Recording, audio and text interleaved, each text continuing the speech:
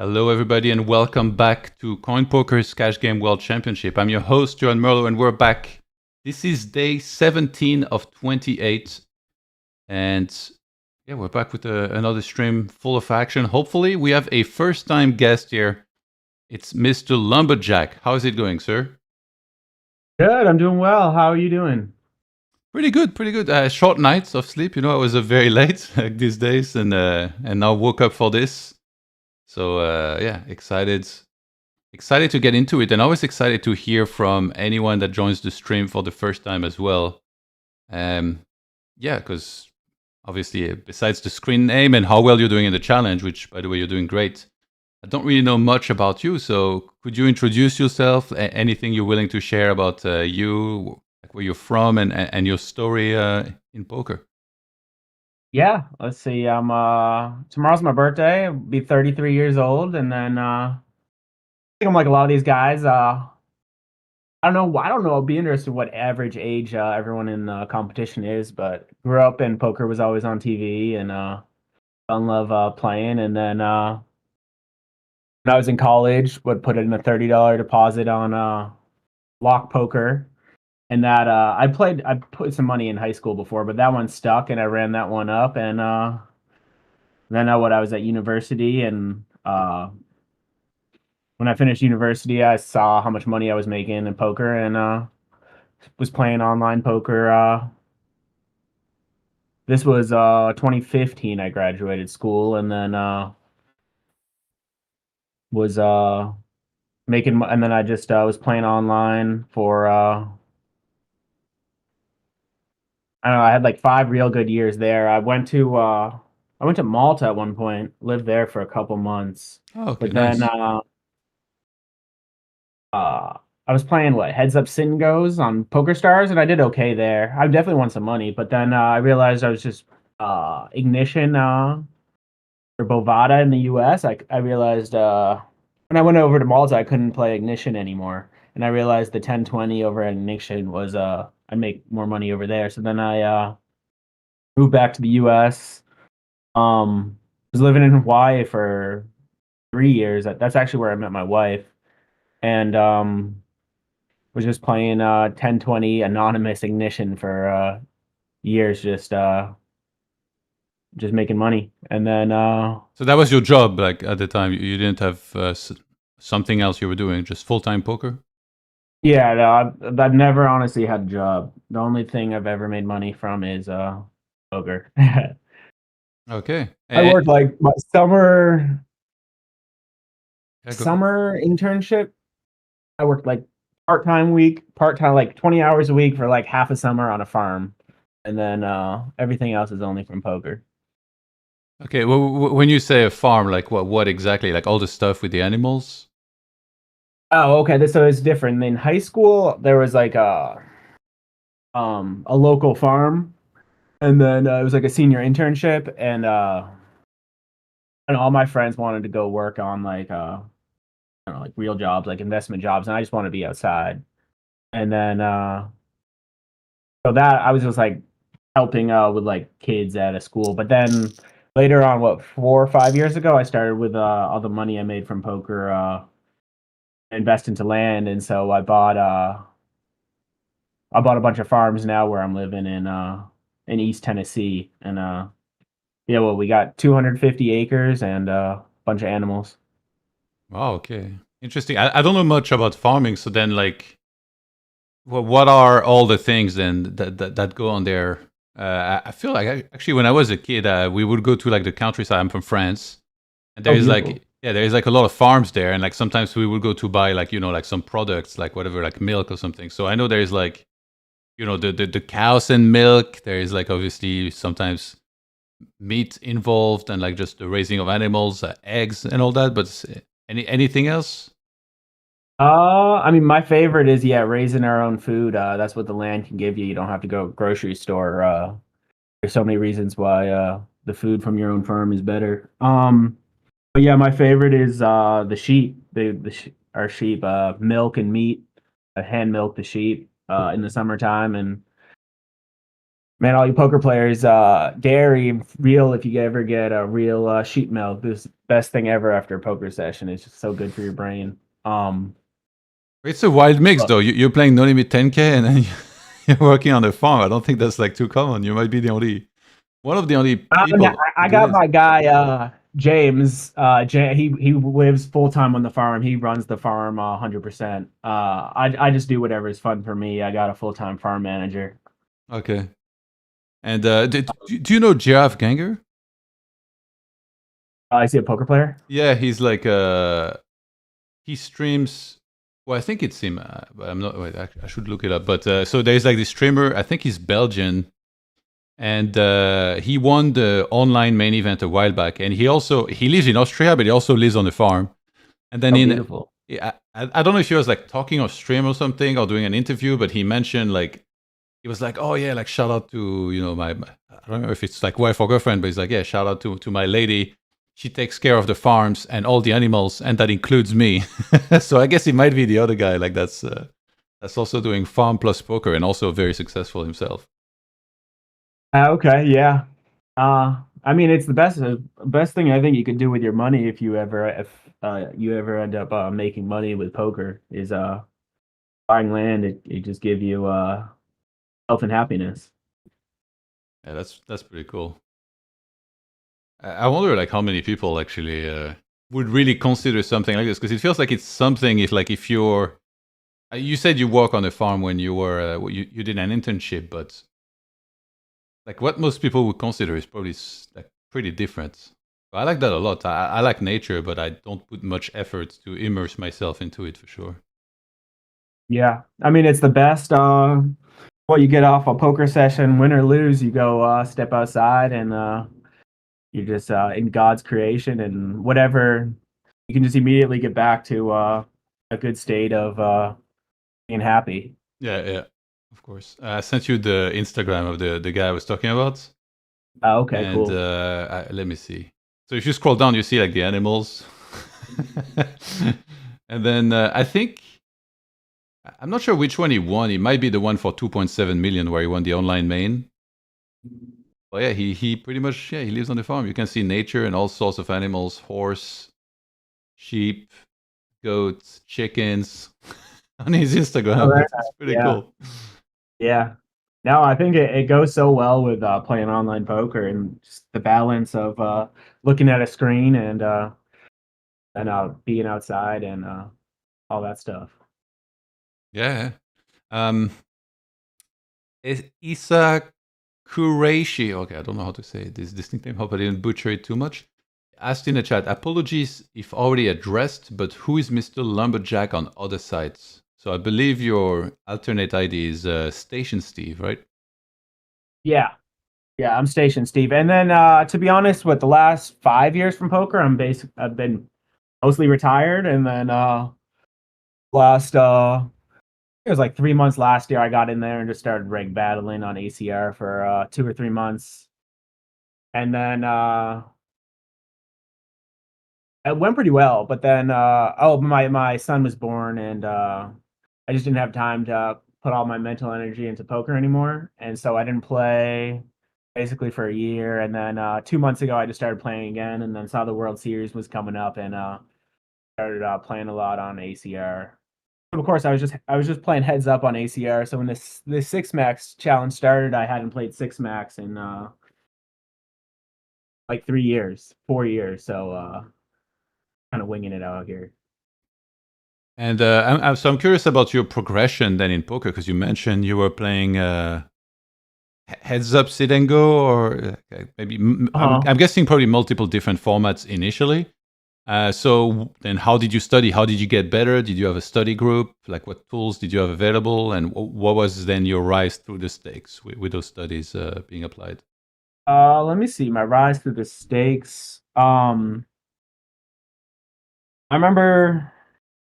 Well, first I remember I just watch YouTube guys on YouTube back in the day and kind of mimic their strategy and then put my own spin on it. I always thought that was one of the best ways for me to learn is see what someone does and then try to implement their game. And then File solver was a big one in like 2015. That that was the best tool. I haven't really acquainted myself with GTO Wizard. I guess I'm a little old school for that, but um, Do you feel yeah. like the game came easily to you in terms of, you know, how it is you should play and improve, or were there a lot of studying then from your side to be able to get Uh, to where you're at? no, I never. It was never too much study. I've always thought I was just like a good applying theories in practice. I don't know, just like sit down and play my strategy and play. Well, I've never been a huge study guy. Um, I always thought just more volume. If I have an edge, I'm gonna play a lot of hands and get that win rate over the volume. But I mean, obviously, you got to see your opponent and think that your strategy is outplaying his strategy before you can just go play the volume. So you feel like you're a pretty good intuitive player, I assume, or like that adapts pretty well, considering you're playing in this and doing well. I would assume that's probably a thing. That's Yeah. Oh yeah. Yeah. Definitely. Um. I mean, I think I haven't played very great, to be honest. I mean, I don't know. I've made so many mistakes, but um, like last night I was just six tabling, and I should never even from the rest of the tournament I'm just gonna three table because I can when I got six tables coming up and then a big decision comes up, I just can't give it my full focus. This is like the third time I've walked away from a session where I'm like, all right, I'm not going to play any more than three tables. And then I fire up a session and a couple days later I'm five tabling. But yeah. yeah, I mean definitely a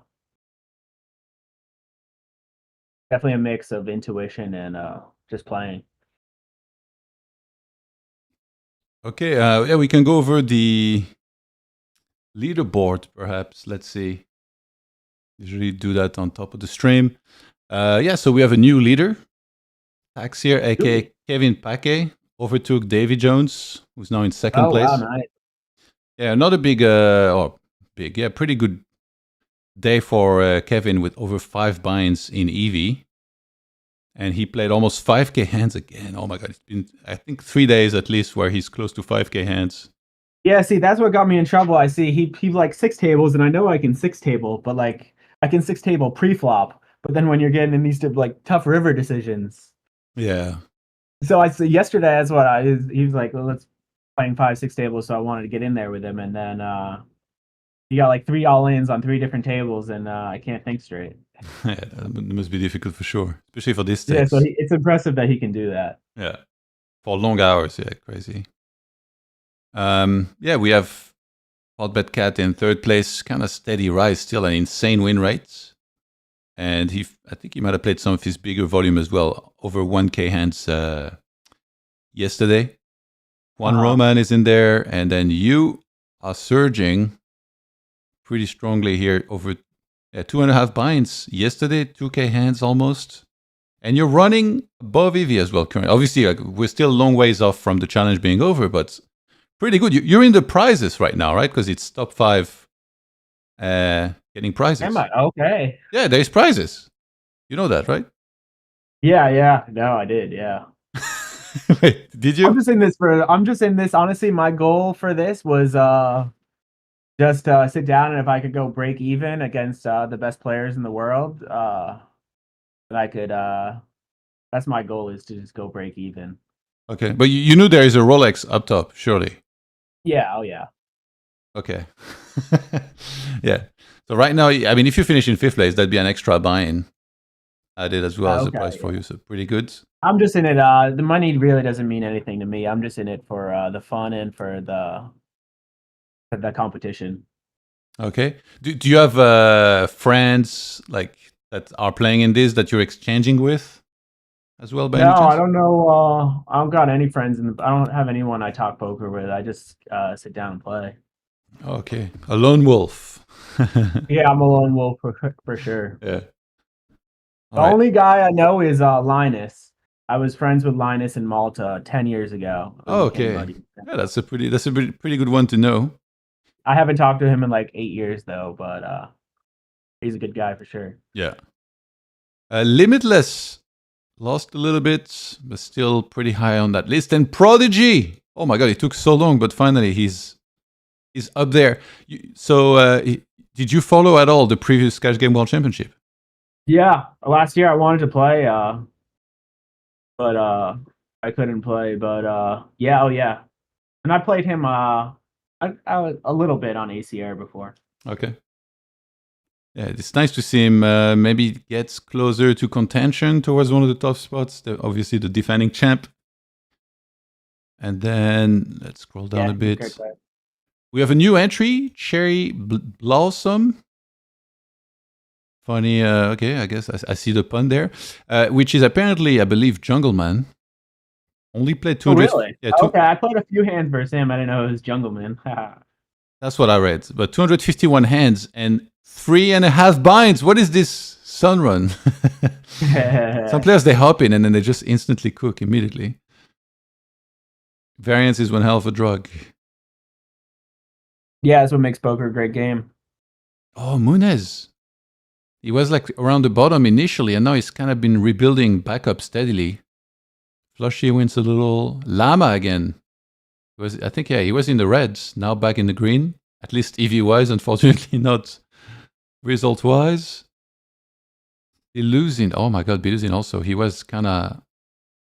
I think he lost like almost 10 buy-ins in 2 days. It's been difficult. Oh yeah, I gave him a lot of money yesterday. I won some money 2 days ago from him, and then I gave him a lot of money yesterday. Apparently not enough, because yeah, -4 buy-in. And then if we keep scrolling,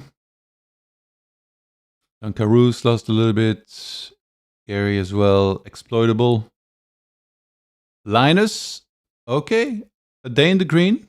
That's always nice. He was down 175, I think, in EV at his lowest. Kind of went back up, and then yesterday he had lost maybe like 50k or something. But now going back up. Chile, ooh, difficult day. -78. Oh yeah, it's tough. And rigged -60k, 900 ads.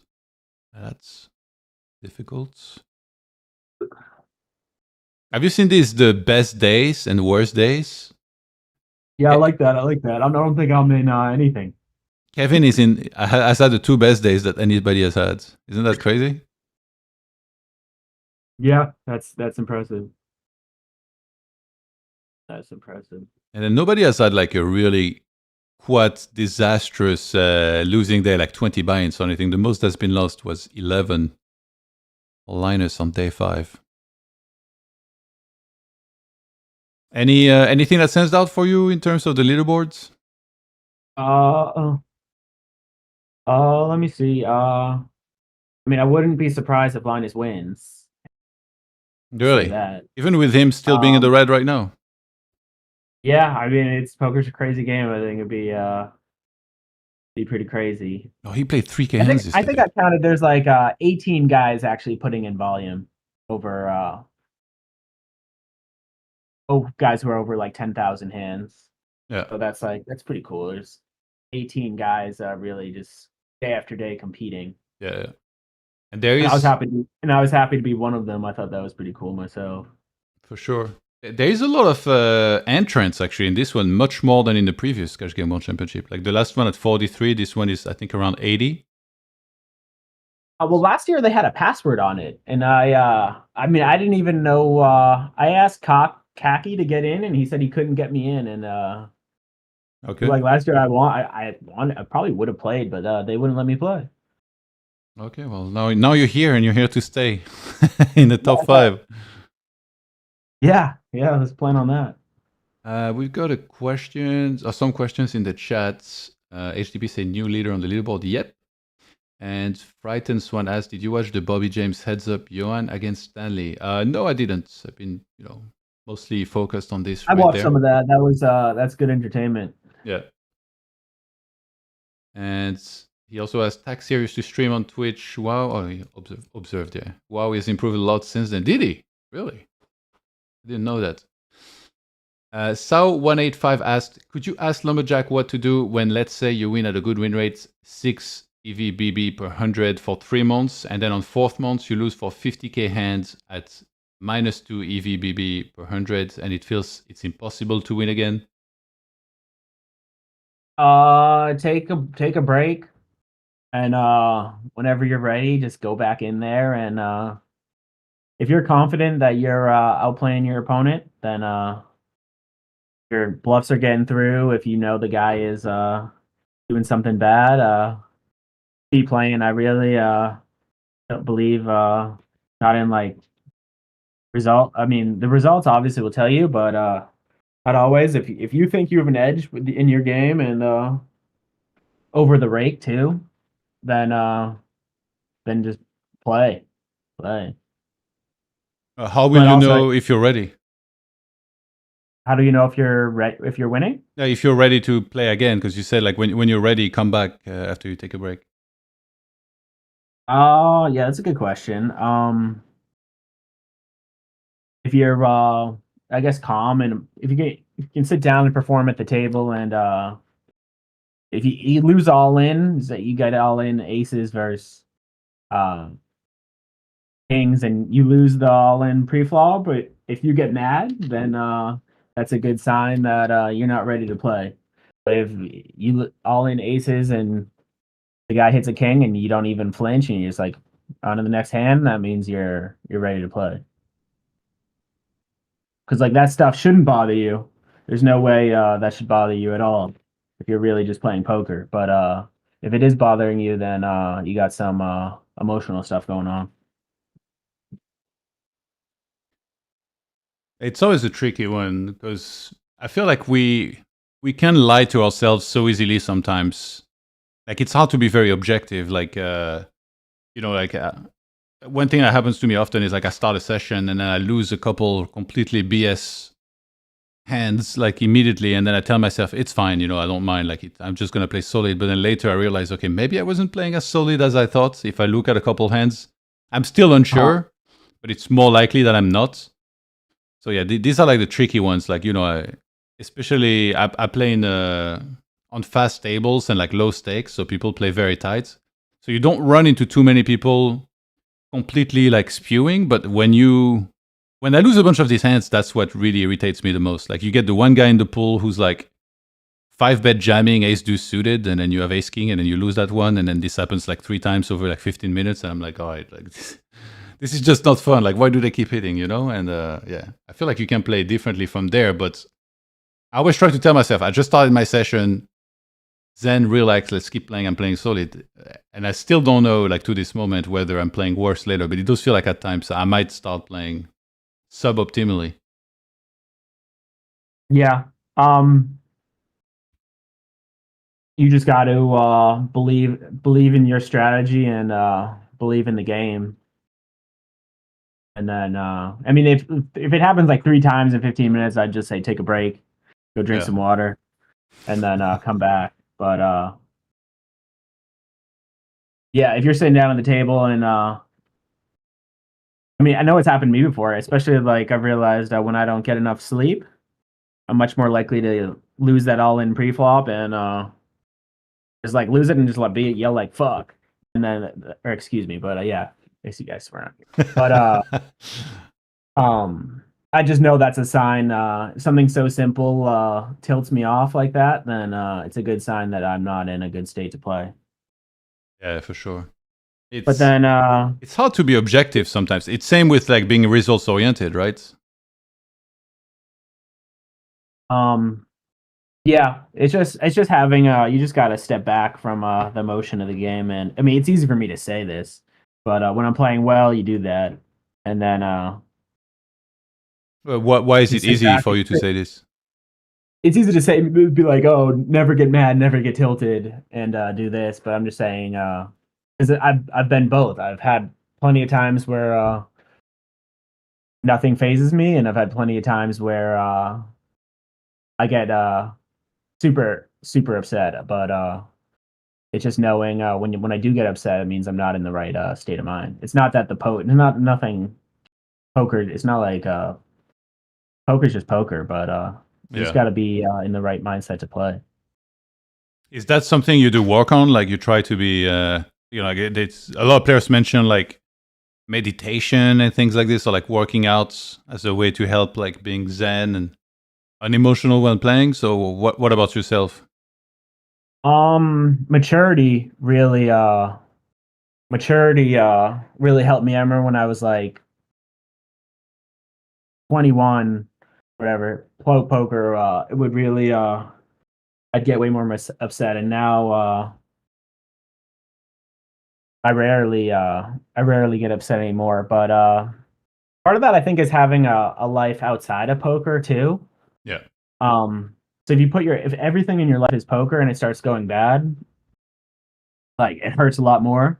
But for me now, like I got my wife, my son, my farms, uh so much that I love to do that like the poker is just a strategy game. And so it's far from my life. I'm just playing this for fun. Um and so I mean, awesome if you get off the poker table and you do terrible, but then you're like, oh, I got all this in my life that I love as well. I mean, you it's a lot easier. Yeah. For sure. Why did you? You said you live in Hawaii, by the way. Was there any particular reason, like why you went there? Yeah, I just wanted to grind online, and I was from Massachusetts, and it's cold there. And then I had a friend living there, so I just thought it'd be really fun to get an apartment in the like right near the beach and just set up and play poker. It's basically the same idea. I mean, just play poker and get off poker and be in a beautiful place, be and enjoy outside. Yeah, Hawaii is pretty sick. Like I've never been, but that's like my dream destination to like go and visit at least once. Yeah, it's beautiful. It's tropical. I mean, the tropics are so beautiful. Every day is like 80 and perfectly sunny, and so, I mean, it's really easy to be happy there. A little surfing, a little poker. Yeah, I never got into surfing too much, but yeah, beach and swimming and I was into basketball a lot, so I'd always play a lot of basketball when I was out there. Oh, okay. They have like a lot of courts outdoors and stuff, or I mean, not indoors. too many, but you could find them, and then you find them, and then there's always guys playing. So I'd always go play poker, and then yeah, that's what I do, and then go off and play basketball, and everything's all good again. Do you follow basketball as well? I used to a lot. I still do a little bit. Yeah. I follow the NBA a little bit. I think the NBA is mostly rigged, but I still follow it. Yeah. I got into it like about a year ago, and I follow quite a bit now. Oh, the NBA? Yeah, yeah. And I Oh started playing yeah. as well, like around 2 months ago. I Oh started nice, playing, nice. yeah. So it's been pretty fun.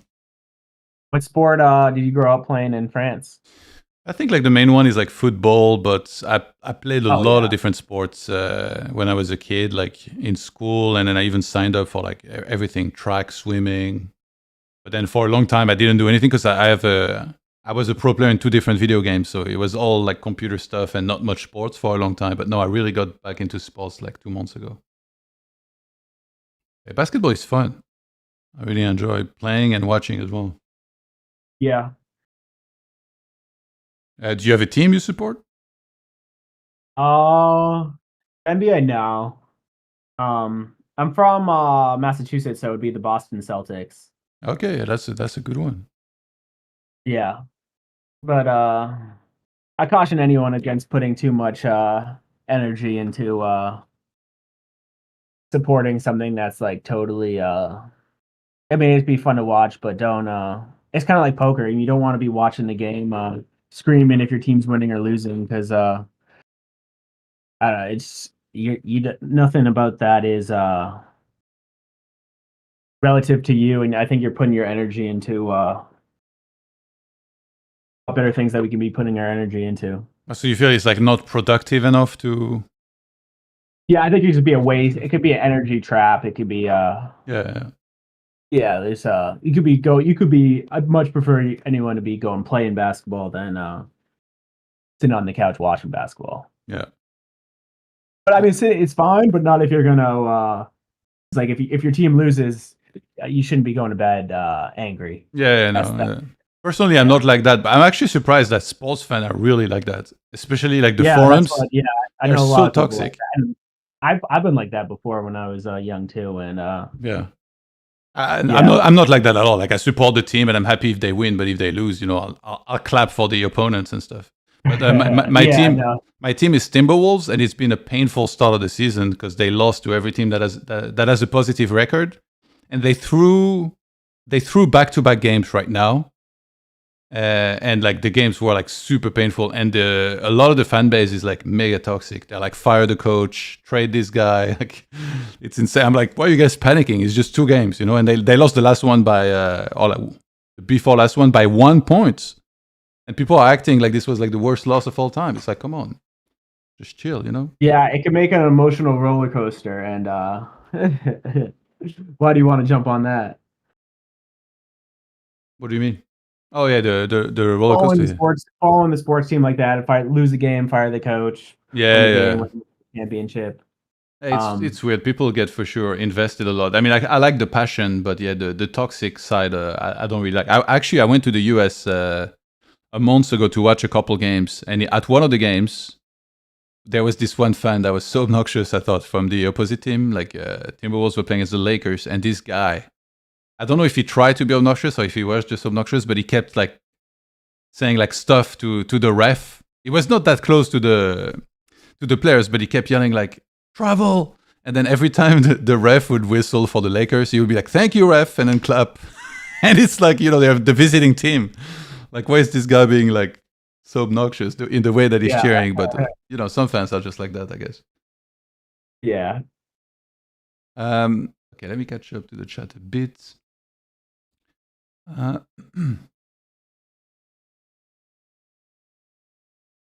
HDP said, it's interesting on what he said on aces versus kings. I'm not bothered by it when we go all in pre-flop, but when I triple barrel bluff 3 times and run into top of range of villain 3 to 4 times a day, I kind of lose trust in my abilities, even though I'm playing theoretically correct. Always wonder if there was an exploit where those binds could be saved. Get passive for a bit too, I guess. Yeah, I mean, I would just say, if you look at your strategy, and if you think my bluff is winning as long as he doesn't call me, if he only calls me with the nuts and folds everything else, then my bluff is winning. And then if it happens 4 times in a row and he calls you with the nuts, that doesn't, I mean, that just proves your bluff, doesn't prove your bluff was bad. Yeah. Probably. So it's just, I did a good bluff 4 times in a row, but I ran into the nuts 4 times in a row, and that was that. It's pretty easy with the bluffs. Is never get mad when you bluff if he calls you with the nuts, because that's not what you're trying to do. Now, if he calls you with a middle strength hand, then you can start to readjust your strategy. I feel like everyone has something different that kind of irritates them. I have the same for like live poker. There used to be quite a few things in live poker that irritate them, and then I got rid of a lot of them.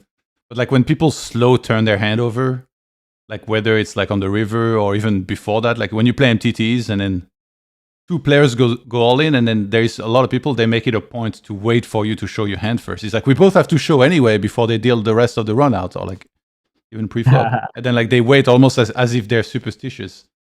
Some stuff like this used to irritate me, especially like the slow roll part, but nowadays, like I feel the best thing you can do is kind of like to learn to not let any of it get to you.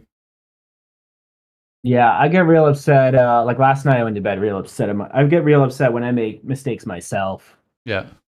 It's really never when my opponents. It's like I make a play and I either, like last night I was 5 tabling, and I know I'm better than that, and I just make a mistake myself. That's when I get pretty upset. Yeah.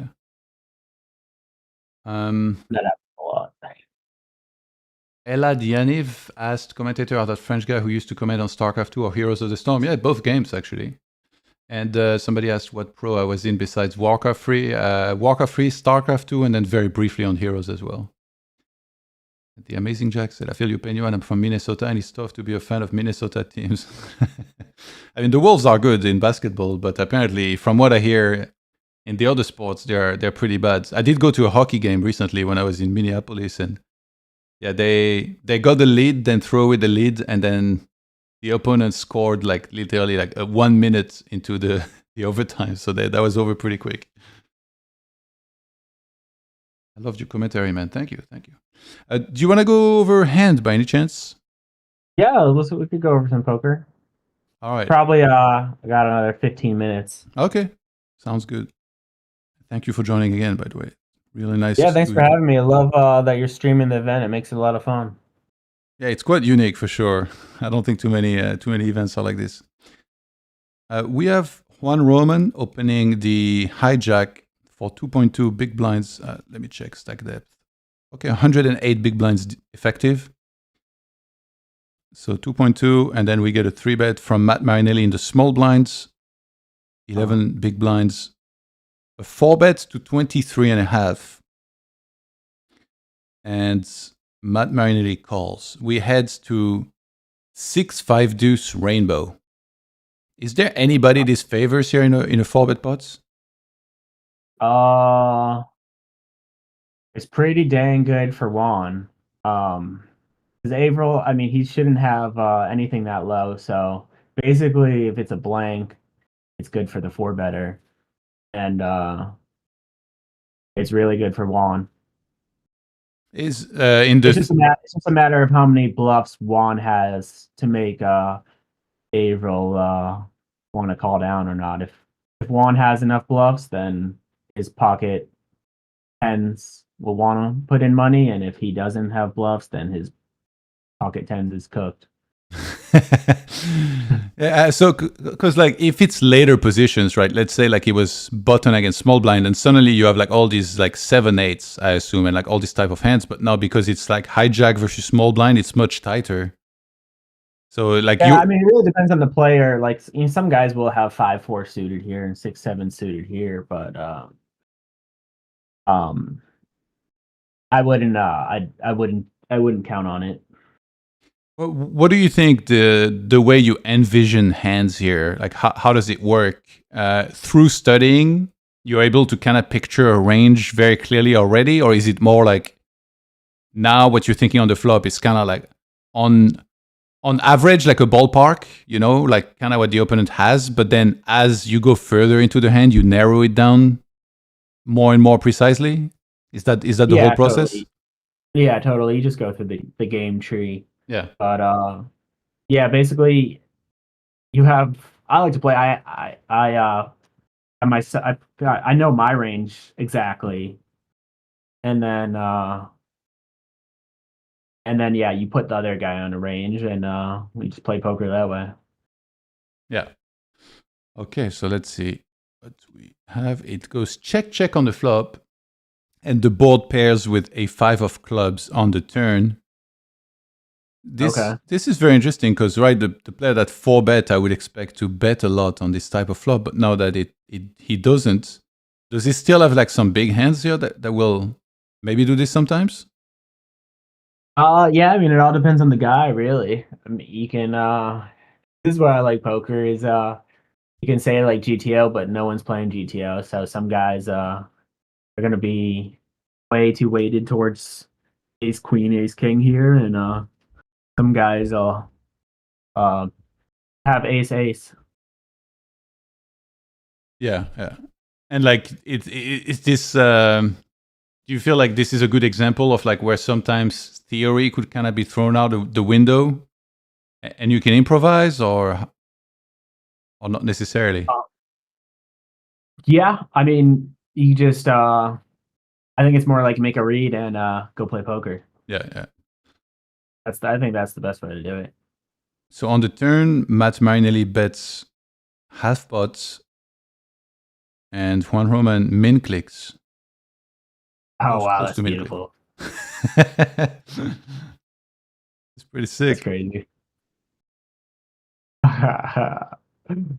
So he's saying he either checked back an overpair, or he turned a flush draw, or he's just full of it and he doesn't believe that somebody would 3-bet, call a 4-bet, and then bet half after a check on a low board. Yeah, it's hilarious. I mean, I don't even would a flush draw just want to min. I feel like a flush draw would want to just jam. But then there's always like this meta, right? Marinelli says he has like go jacks, and then Juan says he has check back aces. So it's pretty cool. Yeah. You mentioned like a flush draw would jam, but then if it's expected, that's when it maybe becomes a bit more face up. So then that's when you may take some other lines. Yeah, that's true. But I don't think it really matters much. Yeah, because they would have very little left behind, like 5K effective into 15K on the river if Mainilli calls, and he just jams himself. So he's saying, "I don't believe you." Would you like to try and guess some of their possible holdings there? Before we show. Great. Wait, how deep are we before the? I think it was 106 BBs. Oh, okay, so not 109. Yeah, sorry. I got Marinelli on jacks, and I got JuanRoman on aces. Okay. He does call, and it was ace king of clubs versus jacks. Very close, yeah. They're just gonna chop it up. Oh, okay, yeah. So the ace king tries to bluff him off the pocket pair. So ace king suited checking back, I guess, I assume is normal.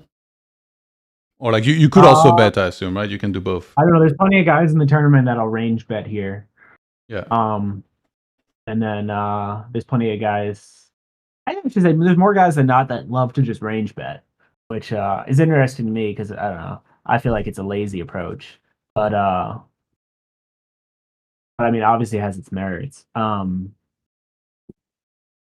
then so Juan doesn't want to range bet, and then Ace King is the hand that obviously you want to. I mean, you'd hate to get check raised, and so he puts it in the check range, and then turn Averill obviously thinks he has a lot of Ace King, and then Juan tries to rep the pocket aces. Do you think clicking the turn looks more nutted than if somebody jams? Yeah, I mean, it obviously looks like that. You min click your aces, and yeah, so Juan's trying to play a little head game like that. But yeah, I wouldn't care too much about it. Yeah. A cool hand for sure. Let's see if I can find another.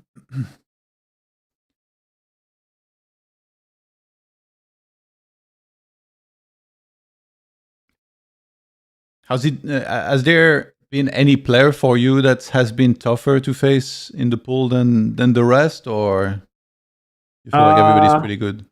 Yeah, Sea Llama. I've been a big fan of Sea Llama the last 2 years. I was watching his hands and whatnot, and it's totally been like every time I'm in a hand with him, I start psyching myself out. I'm like, oh crap, it's Sea Llama. And so I just keep butchering hands versus him, even though just because like he's like you know what it is? Yeah, like he I psych myself out. But I mean, he's a good player too. But yeah, have you heard him like talk on the stream?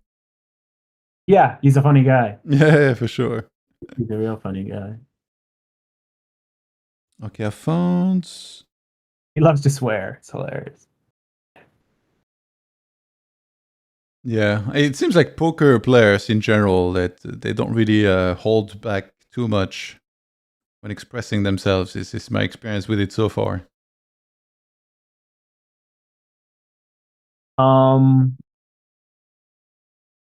Okay, probably the most person I played hands with is Davy. I think I was looking at that. Yeah. Every time I log on, I've played most with him. He's gotten the best of me too, so yeah. Yeah, Davy is like one of those guys that everybody seems to respect and think is like one of the absolute best. So that's been your experience with it as well, as he just seemed like very sharp. Yeah, but at the same time, I still think we're playing street poker a lot of times, and he's not perfectly calculated, and we're just playing poker. So there's I think he's beatable. Yeah. I don't think I haven't played anyone where I'm like, oh, they're a machine here, and I'm not beating I'm not going to beat the computer, so why even try? I found another Which is hand. great, which has made me want to keep playing the tournament more. If I was playing and thought the guys were just PTO bots, then I would have quit a long time ago. Yeah. Do you think after the challenge ends, then you're likely to play more ring games with some of those guys? Yeah, if I can, then that would there's what 10 days of poker. If I can get my game right, I'd like to probably bump up the stakes and start playing some of these guys more. I just got to get if I can get down to the three tabling and get my clear train of thought, some of these guys I'd like to ask to play higher stakes. Okay. All right. I spotted a hand that looked interesting. It's, I believe, Daniil and Linus, and 136 big blinds deep. And looks like under the gun versus big blinds.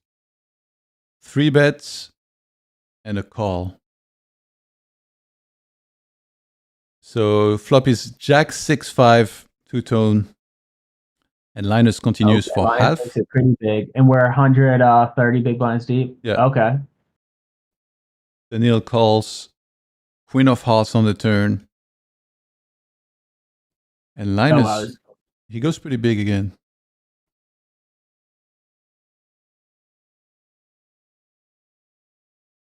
And Daniil jams.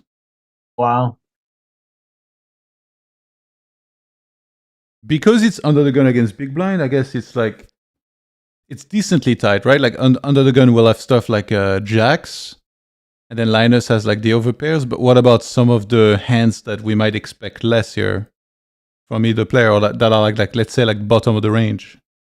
Well, yeah, Linus will have more like 7-8 suited and 5-6 suited. Jack Queen suited is probably about equal. And then I mean, Daniil has a lot of pocket kings here. That's like the one hand, and then Linus has the edge on aces. It's basically like aces to Linus and the suitedness, and then yeah.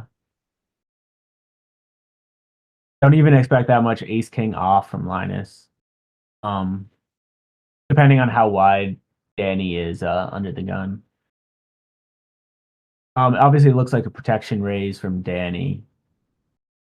So either kings or queen jack suited. Or apparently aces. Oh. And Linus called off the turn? Yeah. Oh, that seems terrible. I think he raised, how much more was it? So it's 108 bigs effective on the turn. He bets, gets jammed on, and ends up calling. We got some real non-believers out there. That is crazy, man.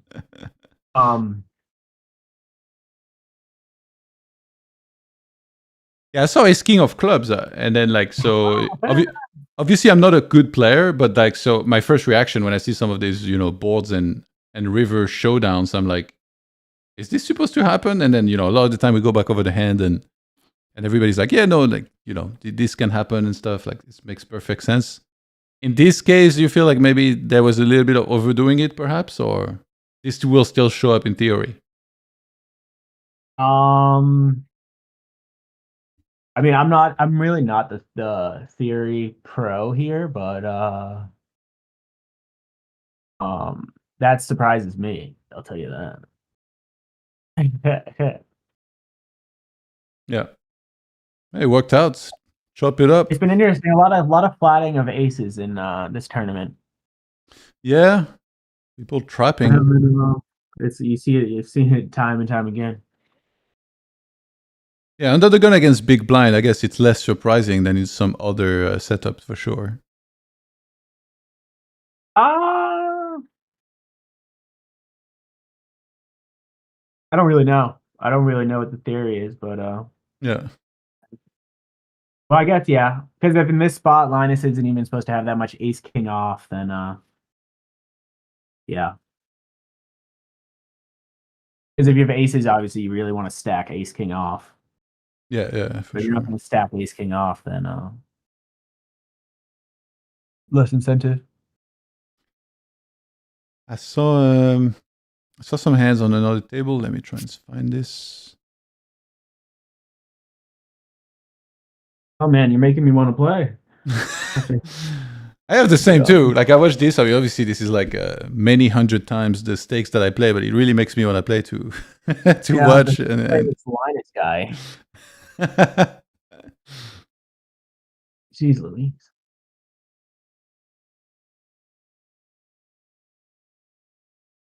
I like playing Kevin too. TaxHere, he's fun to play. It's not too hard to play against him. You can log in at any hour, and he'll be in there. Yeah.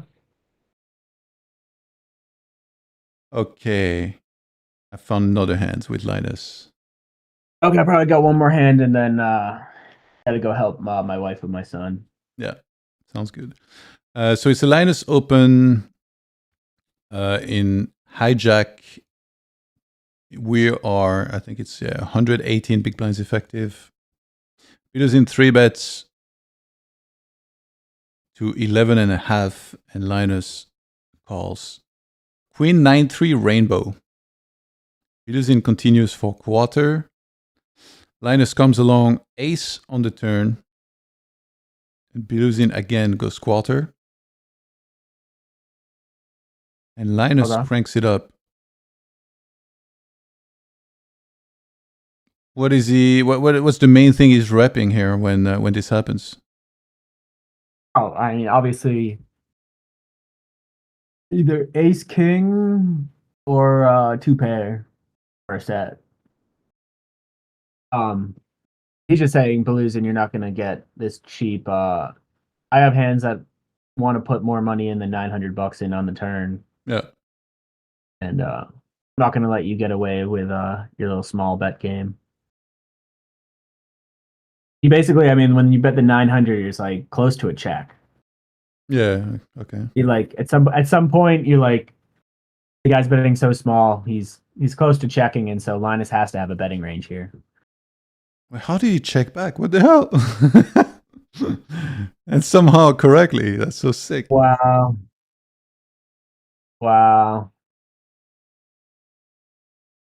That's beautiful. I guess, is it like a way ahead, way behind? But then he might bet. It's like he fully sniffed out. What's just sniffing it out, and he sees it's dry. He sees it's dry on the turn, so Beluzin's just gonna have tons of slow plays. He thinks Beluzin's gonna slow play a lot of his bets and ace queens on the turn, and so then by the time he jams the river, he needs 50% of Beluzin's calls to be worse than ace king, and he thinks he's gonna have he's not gonna get heroed enough by ace jack and pocket kings relative to all the times he has ace queens and pocket nines and pocket queens and pocket aces, and so I think it makes a good chat. If Biluzin jams turn or like bets river, Linus is calling. Yeah, that's the more fun spot. Is I mean, we saw Linus call off ace king on before. Yeah. I think Beluzin would definitely get more action if he min clicked that turn. Yeah. Pretty sick. Oh, yeah. Maybe we check back. Good read. No, but it makes sense though when you think about it, right? Yeah, of course. But just in the moment, like I would be like, all right, well, I got ace king, like I'm really not losing too much value jam. Hope I get called by Ace Jack, but yeah, no, it's Yeah, because Belusin doesn't even have Ace Jack offsuit. I mean, he yeah, might, but not much. And so Ace Jack suited is just Ace Jack of Hearts and Ace Jack of Diamonds, yeah. two Two combos. combos only. Where pocket queens, pocket nines, that's 6 combos right there. Ace queen, he might have all the ace queen, so that's you start counting combos and you got a lot more combos that beat you actually. And I guess, yeah, like obviously, like stuff like Jack 10 suited is not calling anyway. So Yeah. and then, so how would it change the dynamic if a flush draw had showed up on the turn? It just means that Belusin would be more less likely to slow play Yeah. Okay. because he'd be a couple things. He'd be a little worried about the flush draw, and it's easier to play back. It's easier if Belusin had a flush draw, jam or when Belusin bets small the turn and Linus raises, it's easier for Belusin to just go all in with a flush draw as a bluff, and so he feels like, oh, I can go all in with pocket nines. I mean, like bots and GTO play doesn't work like that because you can just find bluffs with anything. But just from a human perspective, Yeah. I always find those spots hard to play out of position with a strong hand because I'm never sure, like, should I jam now? And, do I need to bet river? Especially in my stakes, people check back way too much and I've started betting more. But it's always kind of hard for me to figure out, like, what's the right amount to bet min as clicking, well. just start min clicking out of position. Yeah, but like now, for example, on the turn, Belusin bets and Linus raises, and then he just calls. But then, so on the river, then do you recommend just blocking?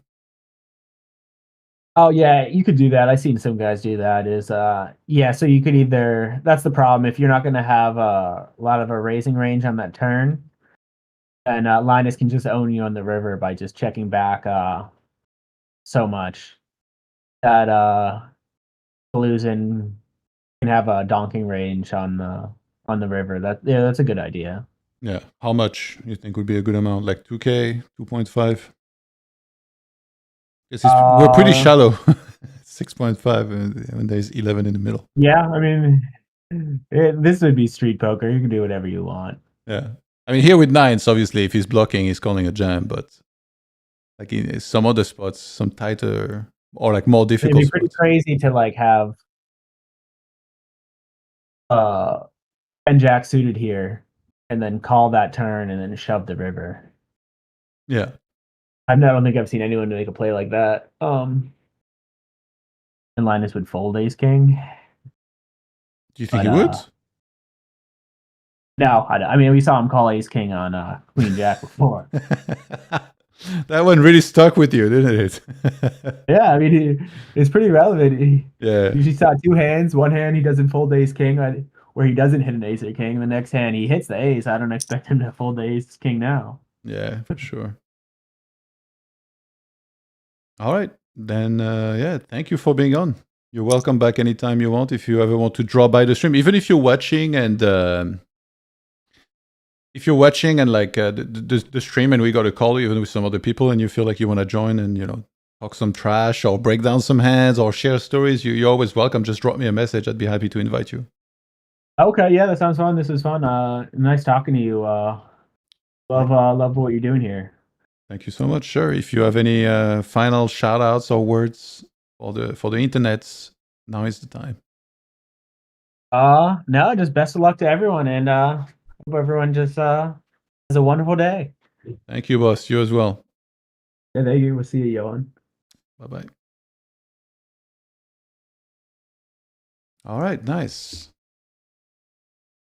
Shout out to Mr. Lumberjack for joining us and yeah, sharing a bit of his story. Very interesting story. From the US to Malta to Hawaii. And now to Tennessee, I believe he said. Has a couple farms. And apparently those farming and crushes some no limit 10K. Interesting mix. Love it. Sao says, I sold the hand in the call with ace king of clubs. It's pure fold. Yeah, there has to be some weird dynamic between Linus and the nil for him to have called this, I would guess. I don't know exactly what's been happening with those guys, but there was some clear, I don't believe you vibes from Linus. 2 tables for some reason closed. I think maybe I see someone, Xiao Jun was trying to get some anti-game going. So there's actually one anti-table. That's 3-handed, but Kevin is sat out. Definitely to try to get MMA Sherdog on the call because he's hilarious, and maybe Kevin if possible. Kevin I talked to last night and he seemed open to joining the call. He did mention he was going to play a lot, so it's really about, you know, what would be the best time for him to join for some time.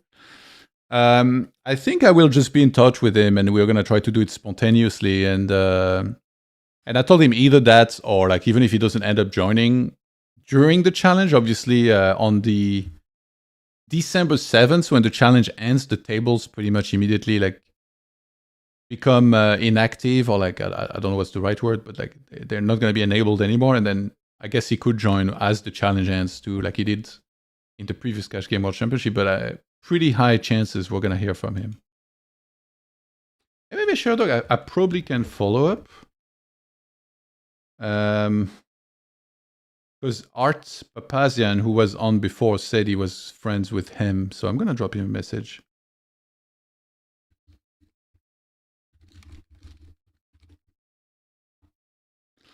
All right.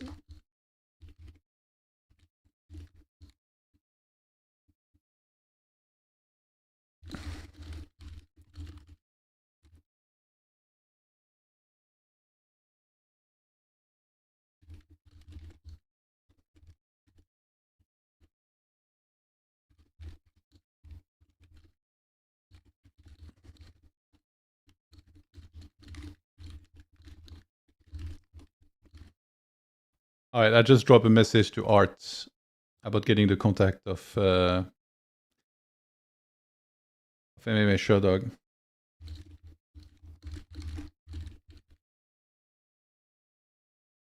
You see the massive pot Kevin played on No Gamble, No Future ID? Yeah, I saw a screen cap of it and I heard about the hand, yeah. Smiley Hotstyle says, also I'd be really interested to see how much people are up on both show and non-show table to see if there's a big difference. I don't believe we have a way to know that here, unfortunately.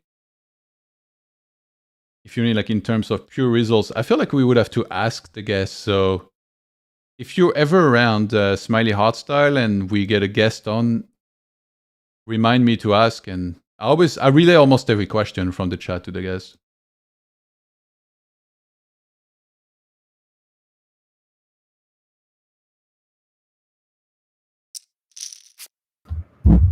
Hello. Hello, hello. Good morning, good afternoon. How are we? Top of the morning to you. Top of the morning. We're going Irish today. Why not? Yeah, all good, all good.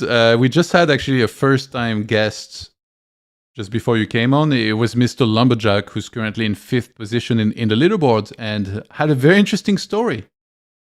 That he played poker for a while, and he went to Malta, lived in Hawaii for some time, and now he has a farm. Actually, he has multiple farms.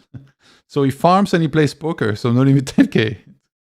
Pretty cool. That's very cool, very cool. Yeah, I've seen him at the tables, and yeah, it looks like another big day from him yesterday. So yeah, that'll be good to have him on. I really like to hear those stories. Like, I think we often hear about, you know, the guys playing high stakes and how they're doing really well and making all this money and whatever. But I kind of like I like to hear these stories of what comes after, you know, like what kind of life are these people going to build with the resources and skills that they have. You hear it sometimes. I know that Giraffe Ganger was another one. He's got a bunch of animals. out in his farm somewhere in the US, and No, it's in Austria. yeah, like, or is it Austria? Is it? Yeah. Yeah. So yeah, I'm always interested to hear, like, you know, maybe guys can leave it in the chat. If you were a high stakes poker player and you were going to design your ideal life, what would it look like? And, you know, sounds like a nice little farm. Seems like a good way to go. And yeah, cool to hear another guy from Malta. I lived there for a period of time, and obviously a bit of a thriving poker scene. I know Linus lived there for a while, and yeah, plenty of good poker players that have at least based themselves there at some point. Yeah, for sure. I linked you Jeff Genger's Instagram. You can see some of the animals. I bet that's a great one. I bet that's a good Instagram all kinds follow. of animals on there. But it's funny too, because like the room that he plays in looks like kind of like, I don't know what to call it, but like, you know, the shed or like the cabin nearby, you know, the main house on the farm, or like some sort of underground with like a brick wall behind him. It doesn't look fancy at all, but that guy, he won the online main events from that room. So yeah, you hear these stories a lot, like the funky setups. I think Charlie Carroll had a big score where he was like playing from his laptop in a Starbucks after his internet died and stuff like that. But that's pretty sick. Yeah, he's built himself his own grinding cabin. You got to respect that, man. Lives on a farm. He's got himself a little hut to grind poker. That's the life, man. Doing some performance enhancing ayahuasca for the online live read somehow. What about you? What's the craziest setup you've ever played in? Man, I mean, nothing too insane. I'm quite I'm a techie guy, and I'm quite like picky with my setup. So I have the nice desk, the standing desk, the big monitor, and yeah, there was. I mean, obviously, when I was in university, we used to kind of just be in laptops wherever we were and playing on the. We even played on the school computers, because back in those days we could play on Sky Poker, which was this UK site which you could play in the browser. So yeah, a lot of time just spent playing in the computer lab and stuff. But nowadays I like a nice setup. I wish I was the type of person that could grind from anywhere, but I'm quite picky with this stuff. Yeah, I have the same. Like, setup has to be like any sort of like decent for me to even consider having a good performance, whether it's like video games or poker. Interestingly, so I played an underground game once in Vienna for poker, and like everybody in the room was smoking, and then it bothered me so much. The game was amazing, but just the smoking was like, I can basically never come back here and play, but the game is just so good. So yeah, I never played again, but it's just, I can't handle the smoke. Dude, it's a struggle. I mean, I remember. I mean, I think they've changed it nowadays, but I remember traveling 10 years ago, and the first time I went to Prague, and at that point they had no laws around smoking indoors. So any pub or any kind of bar you went into was just filled with smoke. And I remember thinking, like, you know, because obviously the law in Scotland came around in, I think it was 2003, they banned smoking indoors. And I remember thinking, man, when my dad's generation were going on a night out, that must have just been how it was just every day. It's just horrible. I could barely breathe. Well, they used to smoke on flights. Right? Yeah. Smoking wasn't, imagine the flight is like a smoking room, like at the airport. Like, what? How? It's so weird. Now it's unthinkable. Like, now you smoke on the flight, like you're going to jail. Like, it's that simple. You're on a no-fly list. Yeah, it's wild. It's wild. But yeah, looks like we got some big names in the mix today. I'm just running through the leaderboard now. Looks like Linus got a little bit of a win. I want him to do well, you know. I want him to at least make a little bit of a sweat that he can come up. But yeah, it's kind of interesting looking at the leaderboard, because yeah, we had another day where the winners won, but it's quite close. It's much closer than I expected it to be, you know. Like, yeah, even Davy in first place, yeah, he's got 29 buy-ins, but 29 buy-ins is, that's 3 or 4 good days away for any of these guys to come and pick them off. So yeah, still kind of all to play for. Yeah, Prodigy Rising is pretty cool. It took a while for it to happen, but he's up there, obviously like ways behind the actual, top leader guys. But we've seen some big swings here and there, so hope he can play some good volume and maybe be in contention for at least one of the prizes, if not the top spot. Yeah, I mean, obviously he's an amazing player, and yeah, I think he kind of won a lot of fans in the first challenge. So I think a lot of people are looking for him to do well. It is a bit interesting because obviously I've seen that he has been taking some breaks and he's played some live games. Like, perhaps his focus is not entirely on this challenge as much as it is for some other players. And you can't really blame the guy if there's some whatever 200, 400 squid or whatever it is he plays. You can understand why his priorities might be switched, but yeah, it would be cool it'd be cool to see him get a little bit more volume and see what he can do. Do you know Demon Doink? Yeah, I've spoken with him. I wouldn't say we're very close, but yeah, another Scottish guy and excellent player, long time. I just thought of him. I feel like it would be nice if he came on as well at some point. Yeah, if I'm not mistaken, he's kind of stepped away from poker for a little bit. I think he was going to do some kind of language course or something, so and was busy sort of setting up his house and stuff. But yeah, definitely would love to hear his insight. He was good on the he came for a bit of commentary on the mid stakes championship, right? So yeah, it would be cool to see him back.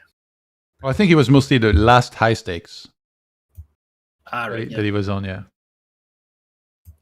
it doesn't seem like there's too many Scotsmen, is there?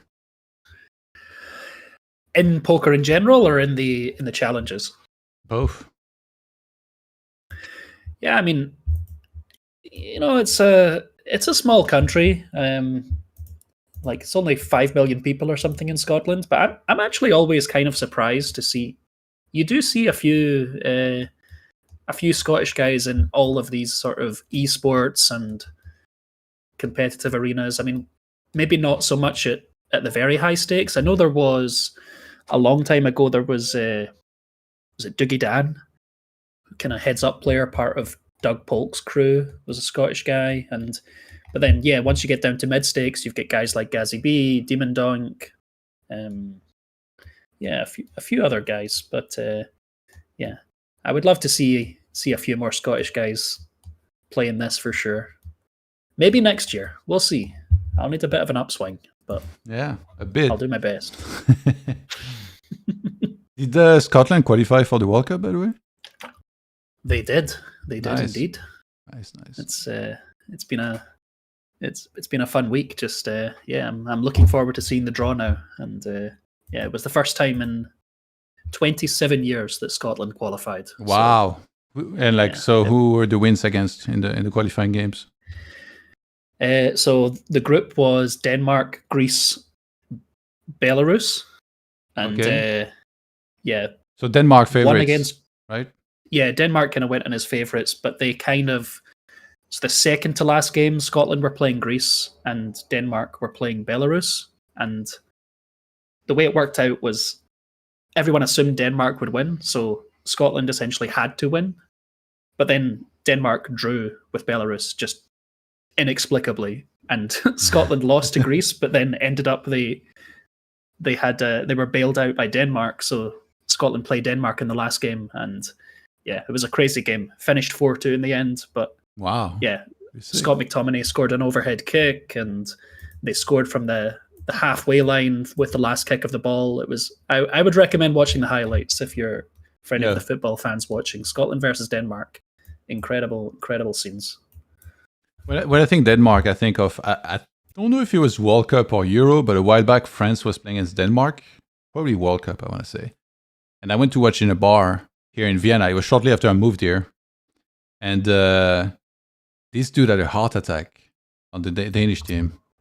Yeah, Christian Eriksen. Yeah, I remember Crazy, watching that game. man. That was horrible. Yeah, but thankfully he came back relatively quickly. Yeah, I think signed for Man United, and he wasn't playing in the Denmark squad from what I saw, at least in that game. But I think he has been playing, and obviously he's getting a bit older now. But made a full recovery, which was awesome. yeah, that's good.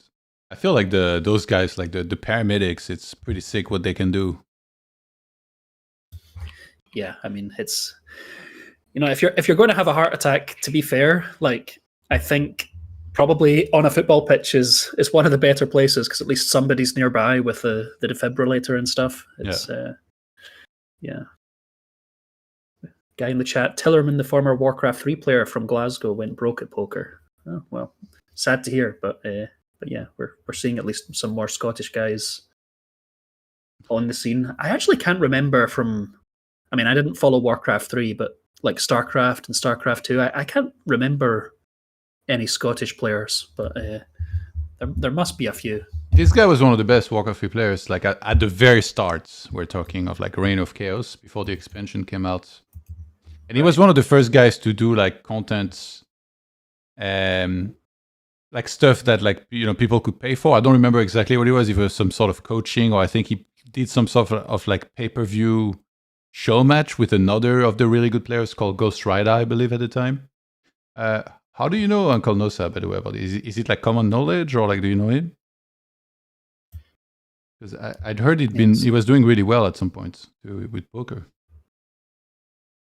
Yeah, man. I mean, it's hard for. I think everybody expects, these guys that come from other video games and from chess and whatever to do well at poker, and often that can be the case, but it's not a guarantee. Just because you're good at one game that you're going to be good at the other. Poker is quite. It requires quite a unique combination of skills to do well. You need the analytical, the strategy side, but also the mental side, and then also just the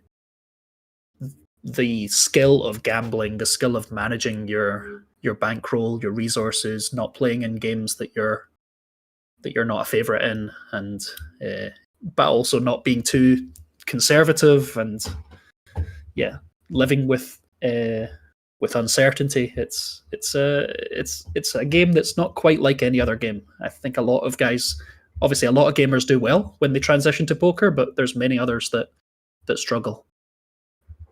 So how about yourself then? How's your grind been recently? Anything special going on, or just usual routine? Yeah, usual routine.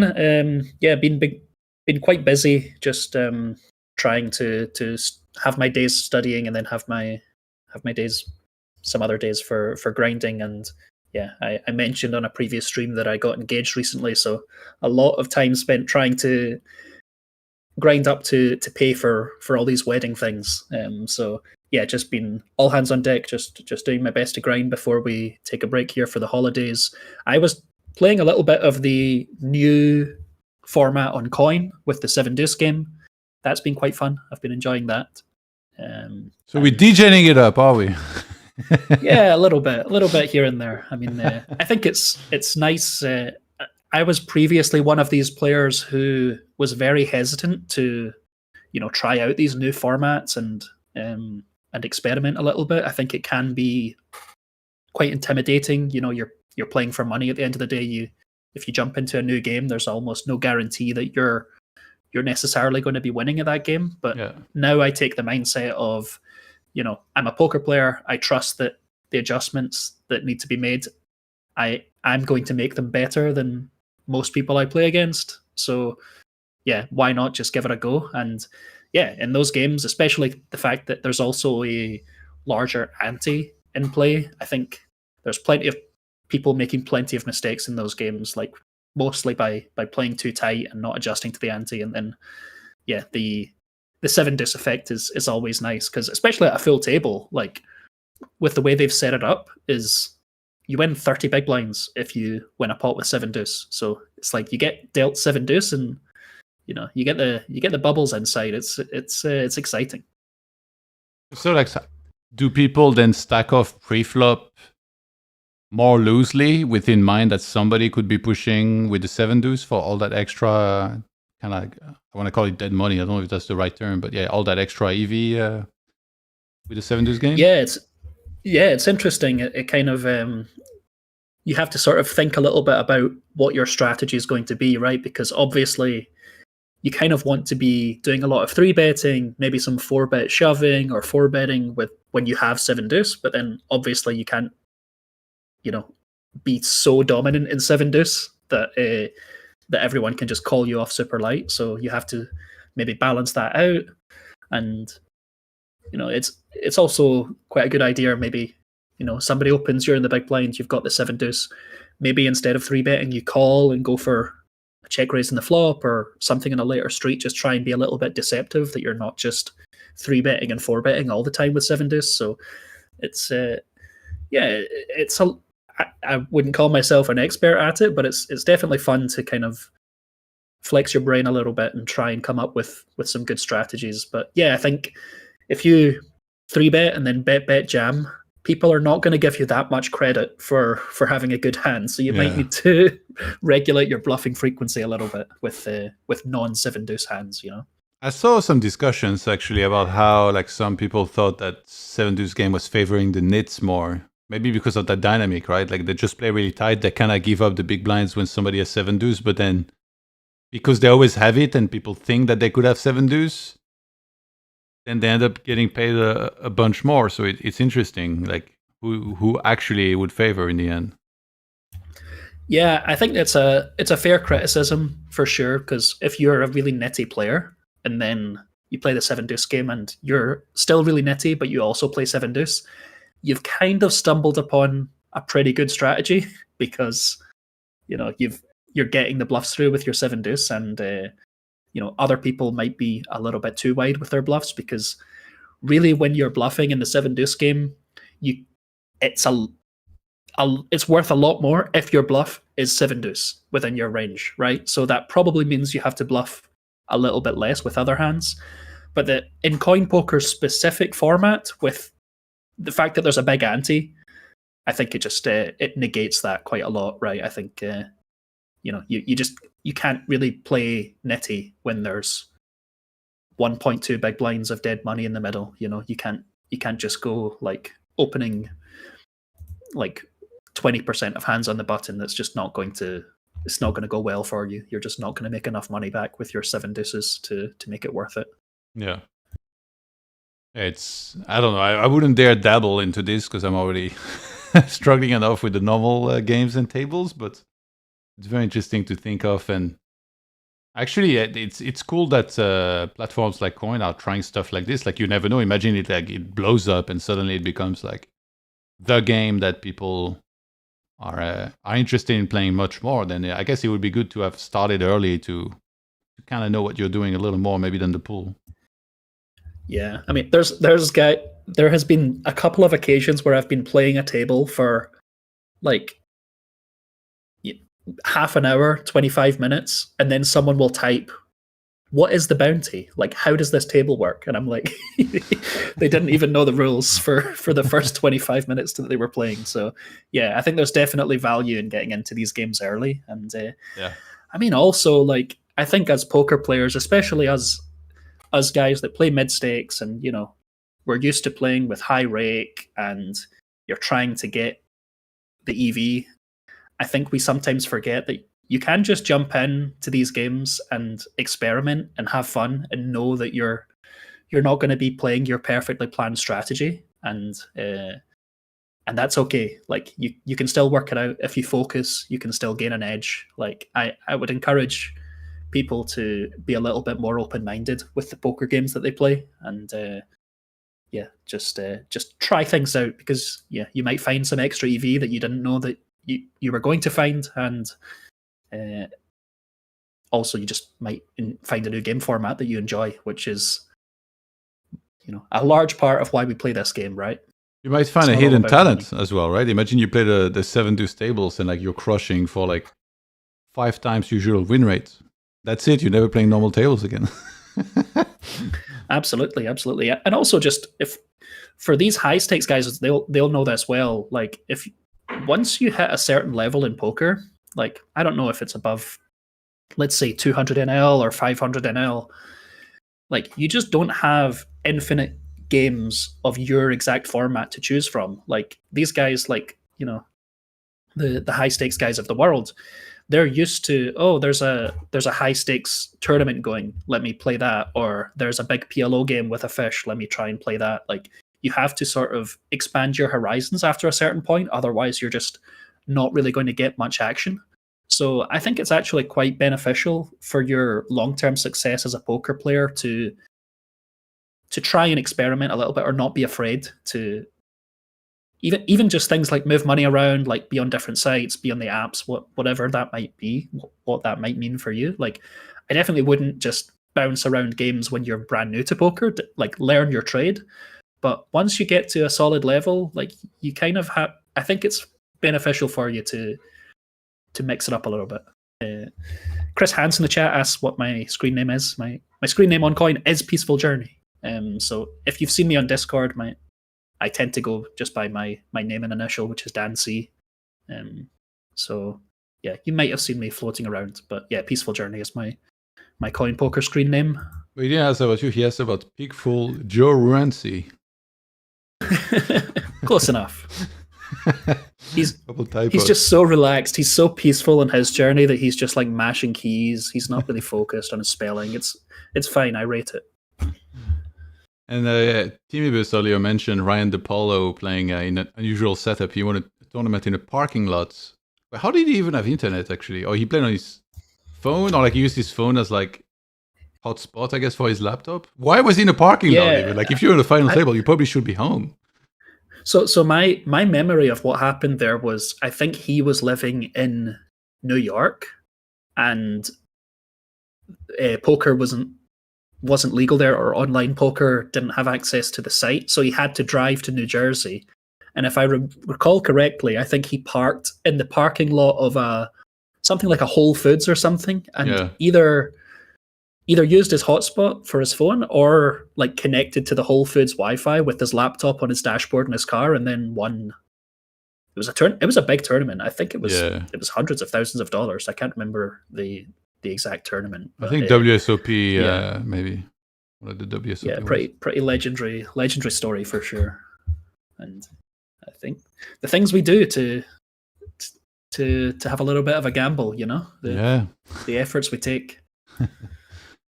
Uncle Nosa said it was maybe less poker, more crypto related. Okay. And he said, I normally watch FFA Warcraft free, Todd. There you go. The best game, the sickest video game. Chris Hans asked, when is next mid-stakes championship? Is there a specific date? I have no particular idea personally, because I'm just the commentator. I don't really do anything with the organizing of events. If I had to guess, though, it's probably going to be similar, in that like they will do it like now it's the end of the year. They do the high stakes one kind of like last year. But yeah, I would guess probably midway, sometime midway through the year. Your best bet, if you want to find some info about this, is to ask Kaki specifically. So either on Discord or wait until, usually he's involved with the VIP game. Like he actually streamed it last Sunday. And then if he's the one streaming it, you can ask him directly, because he's the guy kind of behind all those challenges. So he would be able to tell you like if there is any info yet. Yeah, I'm excited to see the next mid stakes one. I mean, I'm excited for this one first and foremost, because just to see how much it's grown as well. I think you had mentioned on another stream, I think we're up to over 90 players when it was something like 40, 45 the last time. So like almost doubled in the number of players here. And yeah, I can only imagine that the mid stakes championship is going to be similar with lots more players. So yeah, it'll be very cool to see the turnout and how the play is changed, because the last mid stakes championship was quite it was a special player pool, to say the least. It was the Wild West in the start, yeah. absolutely. It was cool to hear that you heard when One Win Softflop came on the stream. I did, yeah, I did. I didn't get a chance to watch the full thing, but I flicked through a little bit, and yeah, very cool to see him on. And he was very generous with his info, and I found his approach really inspiring. He's a very professional, took it very seriously, and yeah, he reaped the rewards. So yeah, very good guy to learn from, I would say. Yeah, curious actually. Like what his journey is gonna go like now that he's trying to make it back to high stakes. Seemed pretty motivated, confident as well. So curious to see how that goes. Yeah, I mean, and based on his result in the mid stakes championship, I mean, that was a tough pull. You know, there was a lot of guys trying hard, a lot of guys who had dropped down from playing 1K, even 2K to battle in that, and yeah, to come out on top with the win rate that he did was, you know, it really speaks to his ability as a player. Obviously, you know, in these championships, there's variance. It doesn't necessarily mean that the guy that comes first is the absolute best player, but you know, it's a very good indicator that he's a very strong talent. So yeah, I think he's more than got it in him to compete at high stakes. So yeah, I'll be very interested to see if he pops up in this challenge next year. Who knows? Yeah. Chris Hans asked, what is the Discord everyone keeps talking about? Is it the coin poker one? Yeah, that's probably the best bet. If you want to be able to message Kaki. Yeah, join that and see if it's there, yeah.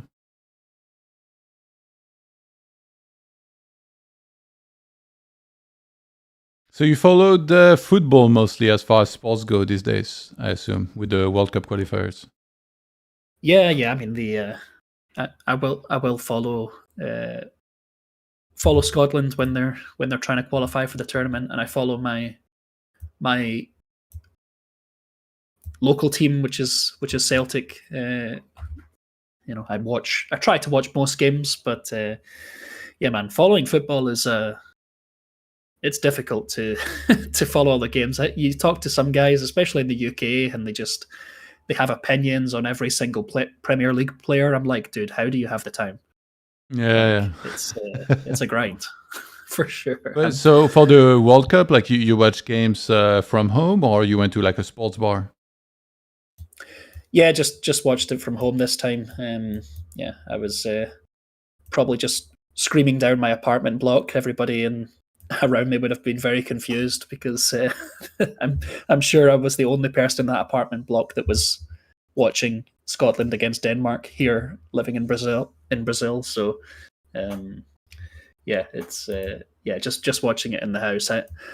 We'll see what will happen next year, whether I'll be able to travel to actually watch the World Cup in person. You know, traveling to watch sports it's an expensive thing. So yeah. I think it's pretty unlikely that I'll be able to get there, especially considering it's the US and the US is more expensive. You're in the lottery, or you would buy a resale of a ticket?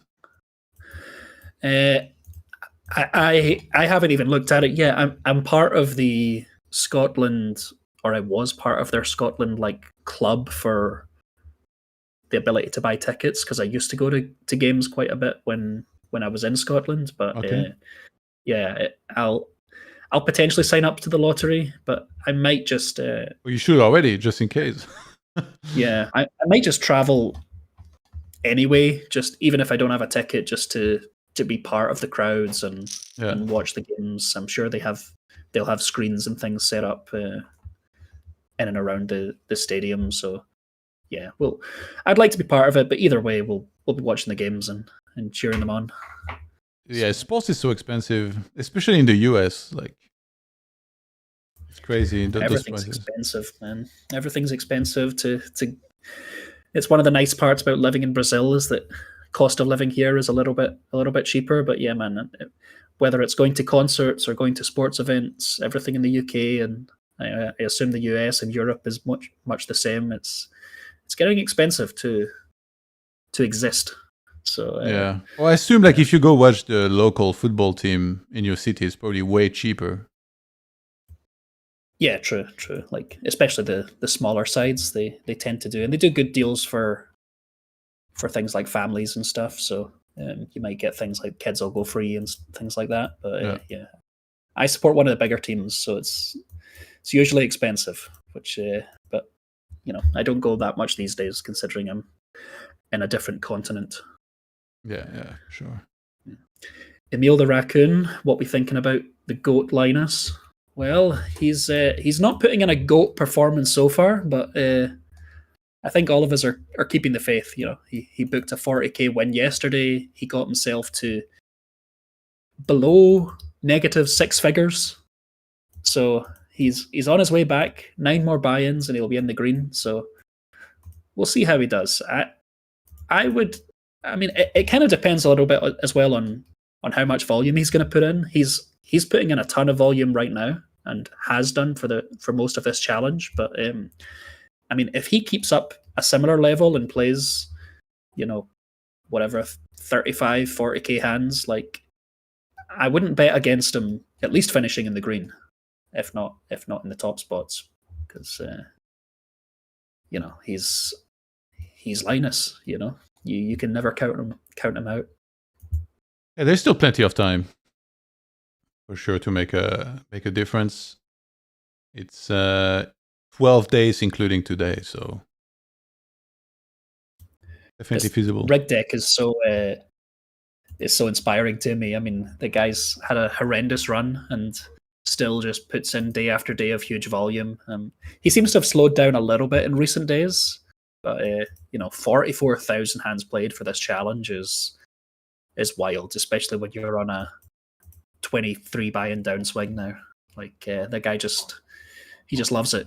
Just loves the game. It's kind of a day-to-day thing, I feel like, as far as slowing down. Because like if you just look at yesterday, like yes, he only played 900 hands, but then now we're streaming till pretty late last night because we had a guest coming on like after midnight. So I was like, all right, I'll stay up a while.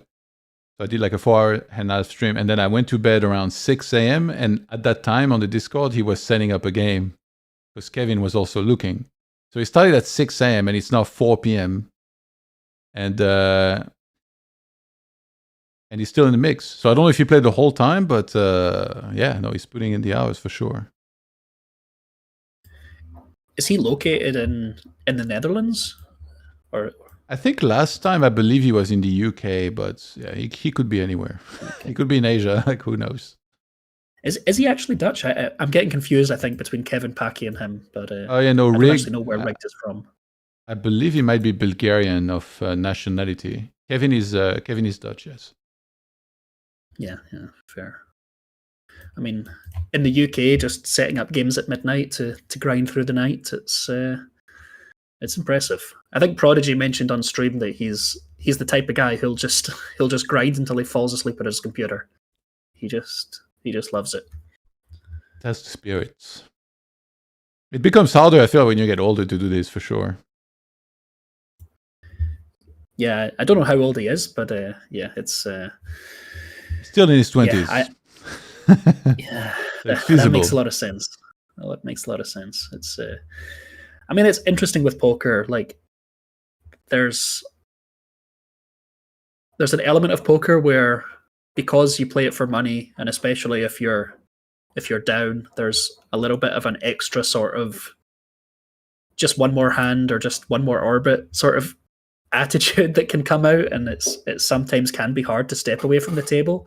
But then also, I think once you get to a certain level, especially if you're playing higher stakes, it's quite like, at least for me, I have the feeling of I don't really want to play long hours. I don't really want to play unless I'm feeling good, because if I play when I'm feeling tired or unfocused or tilted, I get more annoyed at myself if I lose on that day.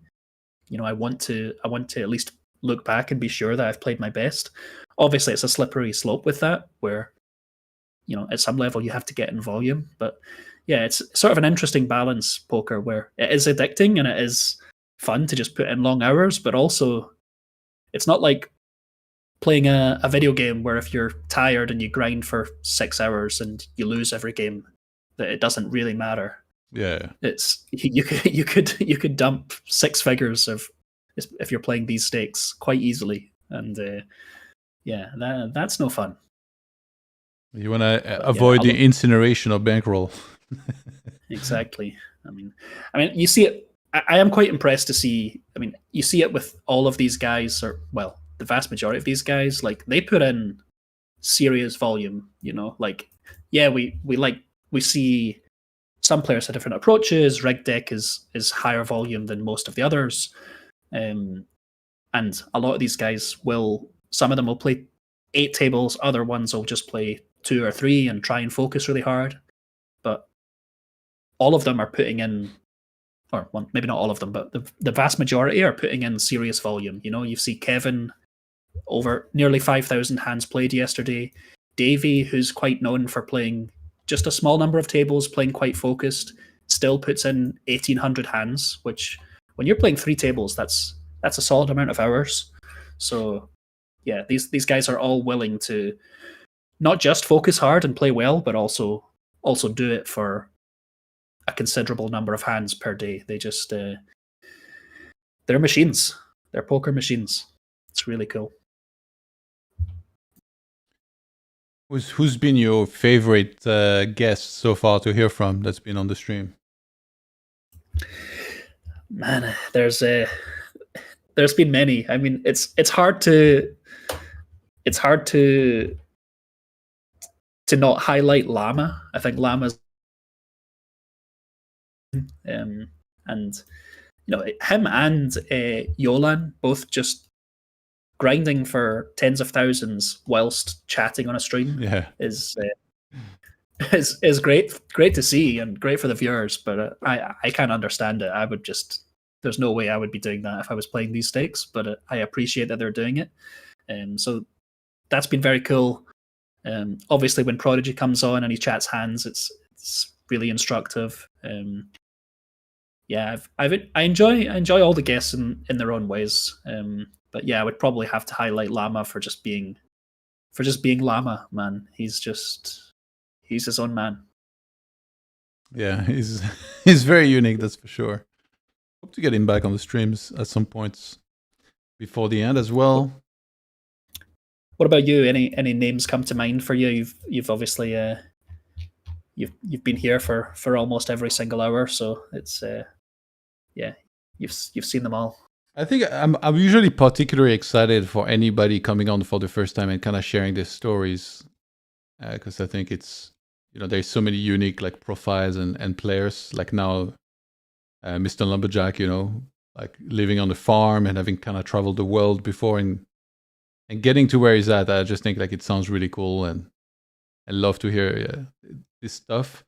As far as like, I think a really chill guest that we had on was Benna, especially because we scheduled at a time and like obviously he lives like halfway across the world.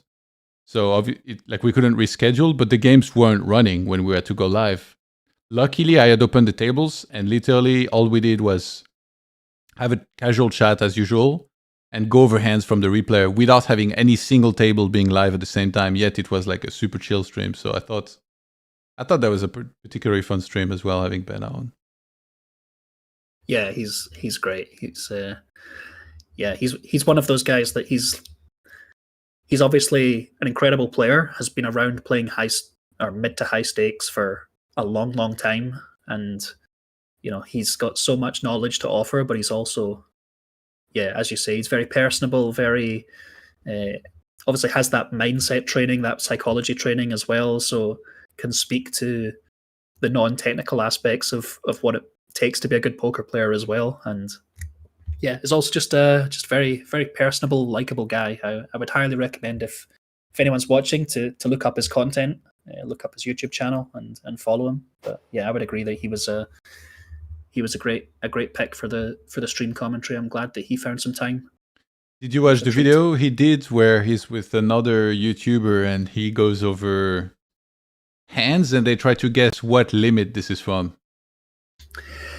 I saw that the video got posted. I watched a bit of it, but I got pulled away. But yeah, I followed the other guy. I think he goes by Schrodinger's VPIP online, I think. But also a guy that's very, very open with his thought process. But I need to get back to watch that. That was a good concept. I really love those kind of videos. You see it a lot in the video game world. Like guess the league, guess the rank. Yeah, Hearthstone did that. Yeah. It's I think I remember watching ones from Rocket League recently, which were quite good. And Misha in the chat mentions the New Zealand guy. I want to say was that Derp? Yeah, Derp, aka Seifold, aka Tim Jenkins. Tim Jenkins, former Upswing Poker coach, and he was very cool to hear. He almost came on yesterday, actually, spontaneously. I was asking him, and then it seemed like he was down, and then he had the bluff into the Royal Flush. Flushy, and as soon as I saw that, I was like, he's probably not coming on. And he was off. Like, he was not playing for a bit, and then I think he hopped back into the mix after that. So obviously, I didn't want to bother him, but immediately I saw that hand, I was like, oh God. Like, Yeah, we'll maybe wait a little while. We'll ask him later. That seems exactly. like a good plan when they've ran $10,000 right into the immortal nuts. So sick. Yeah, it's very cool to see these guys. Like, obviously, all of these guys are legends, and I don't disparage any of them for not coming on the stream and sharing their insight. I mean, guys like Linus and Davey, it's probably not worth it to come on and talk about their thought process or what they think of other players, but to be honest, or anything like that. But they could come on and like just talk, in general, right? Kind of share their story a little bit and like not go into exploits. I feel like they would give nothing away if they did that. Yeah, no, I agree. I would love to see them come on.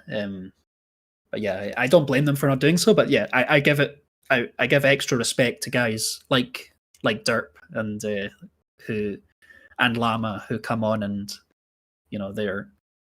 they're willing, and Prodigy as well. They're willing to give a little bit of hand analysis. They're willing to put themselves out there, because I mean, from my perspective, as I'm a cash game guy. I play online, and to me, these guys are the best poker players in the world. Like, no, I'm not saying they're better than the tournament players, but I just think that high stakes online cash is just such a competitive environment. These are guys that you think these guys are better than the guys playing the live games on the streams in California and stuff? Yes. Yes, I would say.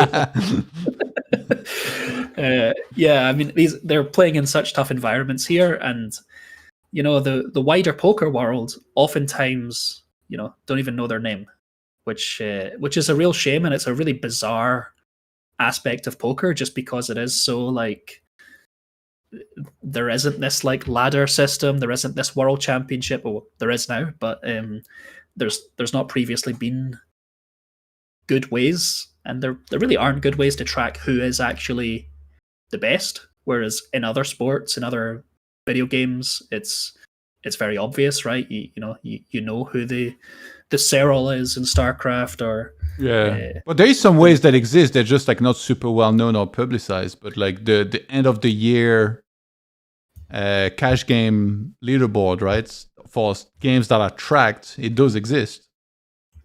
Yeah, for sure. And it's just a shame that it is a little bit harder for the general public to follow, and just that it doesn't get the spotlight that it really should, because these are guys, they've spent thousands, if not tens of thousands of hours studying, working on their game, grinding to get to the level they're at, and they deserve to be recognized for sure. I think in cash, you don't want to get recognized. That's the thing, because then people won't play you, right? Like in tournaments, it's very different. When you enter, you don't know who's going to be at your table.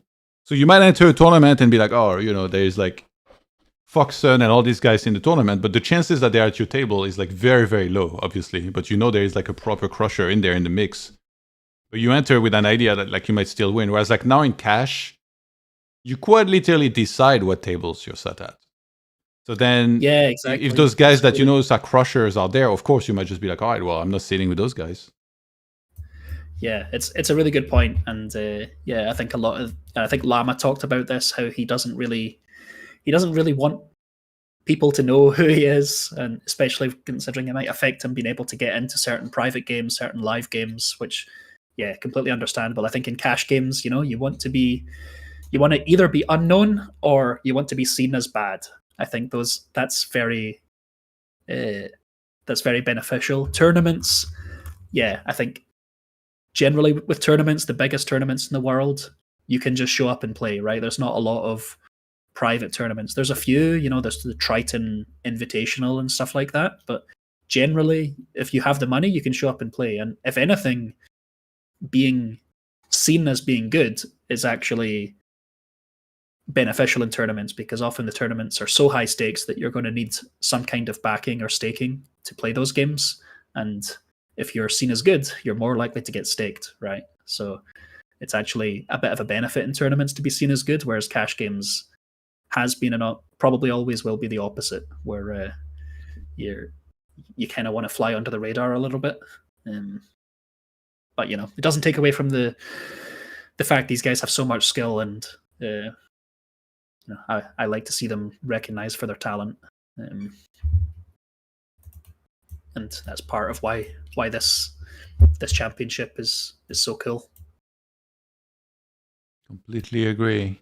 We're down to only one show table, unfortunately, but yeah, at least that's one. So I'm kind of trying to pay attention to it. We will go over some hands if I spot something. Yeah, it looks like Linus and Rigdig with the big stacks on table 2, and with them being right next to each other, definitely a chance of a big clash. I saw the big-ish day from Linus yesterday, where picked up 4 buy-ins, and yeah, I did pull up the tables at one point on Coin Poker, and I saw that he had 50k on 2 different tables, and I was like, okay, we might be able to see something from Linus. It's good to see him back in there. I honestly thought at some point that he might just have completely given up. No, he was just taking a few days off.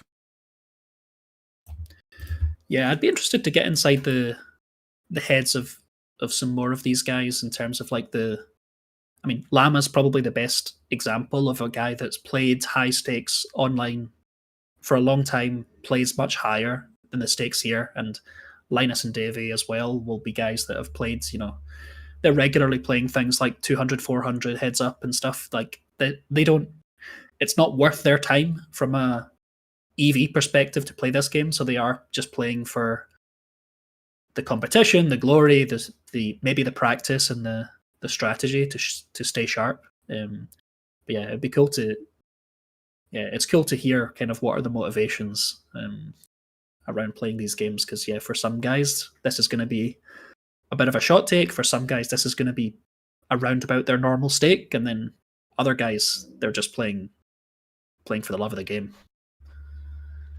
Yeah, last night I talked to Kevin, and I think it's pretty likely we'll hear from him at some point either before the end of the challenge or at the end, kind of like last time. So excited for that. Anything in particular I should ask him about, or can you think of something? Nothing in particular. I would love to just hear more about him, about his story. I think he's perhaps one of the younger guys, at least in this challenge. Not super young. He's been playing high stakes for a little while, but he's a guy that's kind of came up, and I think is going to be his story is going to be quite applicable to anyone that's trying to reach the high stakes nowadays. He'll have came up in the era of solvers, of playing online and playing in relatively tough games. So I think anything he can offer would be cool. I think he also, if I'm not mistaken, I think he was pretty close to being a professional footballer. I think I'm thinking of the right guy. I think he played for Rotterdam's youth. So it'd be really cool to hear those stories. Must be some sort of injury, if I had to guess, right? It's like the common story. Yeah. I mean, yeah, it could be injury. It could just be, it's hard to become a professional footballer. So if you're just maybe outside that, you're maybe the top 1% of footballers in the world, but if you're not in the top 0.5%, you just don't get in the professional team and you don't make much of a living. So maybe you just take the decision to bow out at that point. But yeah, I'd be interested to hear what his story was. And then yeah, you see it a lot. I mean, guys who have came from sports, even going back, I think Doyle Brunson was a very high level basketball player in his youth before he got injured, and Jason Kuhn was a collegiate sprinter. There's the guy, is it Mario Mosbrook? Is Mario Mosbrook, former professional footballer and moved to poker. So yeah, you see it time and time again where guys that, you know, and I think it's no surprise, right? If you've got that discipline, that competitive aspect about you, that these skills can translate to quite well to poker. The eye of the tiger. What about you? What sport were you almost pro in?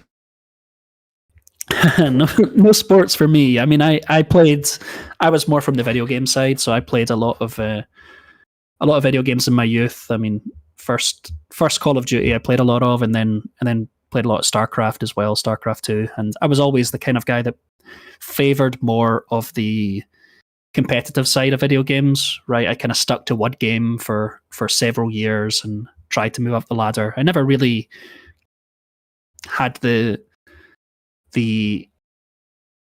right form of training, the right mindset, the right environment to take it really seriously and get to the level of playing, you know, tournaments and stuff. But you know, I always tried to take it seriously. But yeah, once I discovered poker, that became my main grind, and the video games got left to one side. Do you think maybe that then helped you to be extra motivated in poker to then be able to do that? Because it's pretty common in video games, like a lot of players that got good at a game, they were initially playing another game and they really wished that they could be, you know, very competitive at that game. But because, you know, either they started too late or the circumstances weren't right, they were too young and not good enough at the time, they weren't able to achieve success in that game. Then they move on to the new one, and then that's when they're like, all right, now this is my game. This is where I leave my mark. And they become one of the best in that. So was it maybe a little bit like that too with you in poker? Oh, 100%. Yeah. And it's a great point. I think Prodigy discussed this as well, because he was a very high level chess player and then kind of went in when he was a junior and then kind of gave it up, and he kind of expressed a similar thing to what you described, where, you know, once he got back to poker, he kind of had a little bit of a chip on his shoulder, a regret that he didn't go as far in chess and achieve his potential that he could have done. And yeah, for me, it is the exact same. Like, I think, you know, I think everyone has a lot of that experience when they look back at something they took seriously in their youth, whether it's a musical instrument or a sport or video games or something. I think, you know, you're young, you're not very focused in terms of a long-term aspect of what you want to do with your life. You're just kind of enjoying yourself. So sometimes these skills around proper deliberate practice or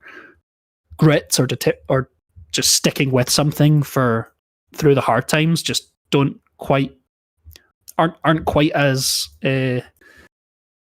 crystallized for you when you're that age. And yeah, once you get a bit older and you've got a bit of perspective and you've sort of made that decision, like, you know, this is something that's important to me. This is something that I'm going to give my all to. I think it's it can happen where you start to take that seriously when you've previously sort of failed in your youth. And yeah, that's definitely the case for me right now. I think I look forward in 5 years, and I think, you know, I really want to look back at this period of time that I'm in poker, and even if it's not gone well, say, you know what, I gave it my best and I did everything that I could have done to make it a success. And I think chasing your dream is important. There's a lot of also very inspiring stories out there to like follow. I think, was it Clanty or Benna who came out of like a huge downswing and made a video about it? Yeah, I think it was Benna. Yeah, and I think Clanty as well was on a downswing. But yeah, it's I mean, I just finished a book, Grit, by Angela Duckworth, and she talks all about this, where one of the most important factors for being successful at anything is just keep showing up, keep sticking with it, and try your best. You can make adjustments. You shouldn't just, if you're doing something and it's not working, you shouldn't just keep doing it. But if you can find another way, perhaps find a coach, find some way to practice, look at your leaks, that kind of thing. If you just stick with your activity and you keep putting in that deliberate practice, that effort, that's how you become successful. And I think responding to downswings and responding to hardships and just getting up the next day and putting in your study hours, doing your hand review, and just have faith in the process that it's all going to work out. If you keep doing that, inevitably it will work out. I'm not saying that that anyone can get to high stakes and anyone can become the next Linus Love, but anyone can find some level of success and can improve and be better than they were before. And yeah, I think it's such a key part. I think people often like to glamorize talent and glamorize the idea of just being a natural at something, but the reality is, for all of these guys that reach this level, sure, many of them are talented. Probably they're very highly intelligent people, but more than anything, these guys they've grinded, they've put in the work. I mean, even guys like, Linus Love, right? Best in the world. That guy was down, 250k at one point, and he's still showing up. He's still putting in, he's up above 20,000 hands. He put in nearly 3,000 hands yesterday of volume. He's just going to keep showing up and grinding through it. He's not going to get disheartened, and that's why he's one of the very best in the world. And all of these guys have that quality. Yeah, consistency is key. That's one of my biggest takeaways from commentating these. Like, I was also kind of like, a lot of viewers, they're asking in the chat, like, how to optimize everything, like your grind, studying. It does feel like at times we're almost looking for like a shortcut to success, which is very common in this day and age, right? Many people like turn to crypto as like this gold rush, as maybe, they won't have to work as hard if they get lucky on like this one coin, which unfortunately also results in like a lot of horror stories. But in this case, one of my big takeaways from talking to all the guests I've talked to is that nothing trumps hard work. Of course, you need to be as efficient with it as you can, but if you want to get to the levels above, there's no secret recipe. Like, it's going to take a lot of hours, it's going to take a lot of efforts, and then you can get there eventually with enough of that. And my experience from video games as well is that it was also like that, but sometimes it also took some time for the effort that you put in to actually become relevant. I remember there was a lot of tournaments. Like, in video games, it's kind of like you always have tournaments online, but then the big tournaments, they were like maybe once a month or once every 2 months. And I remember there were some players, like myself included, will practice very hard at some point to work on a specific matchup. And then we went to the tournament and we kind of bombed out early. And what happened was that the practice somehow came more into effect the next tournament after that. So just because you failed one time doesn't mean like, everything that you train wasn't effective. It's more about like the circumstances, and sometimes it kicks in a little late, all the effort that you've put in. Yeah, absolutely. And it's performance is so variable, right? You can have put in 1,000 study hours in the past year or 2 years, and then you just wake up, you didn't sleep great the night before, and whatever, you had a shitty dinner, you argued with your girlfriend, and you play like shit, and it happens. But overall, on the averages, you're going to be a better player for every hour that you put into studying. And yeah, if you stick with it, you'll improve for sure. And it's kind of one of the nice things about poker. I know that Clancy talked about this, is that we talk about poker as being this like crazy high variance game, and it is. Like, you can play for a month and you can lose despite being a losing player.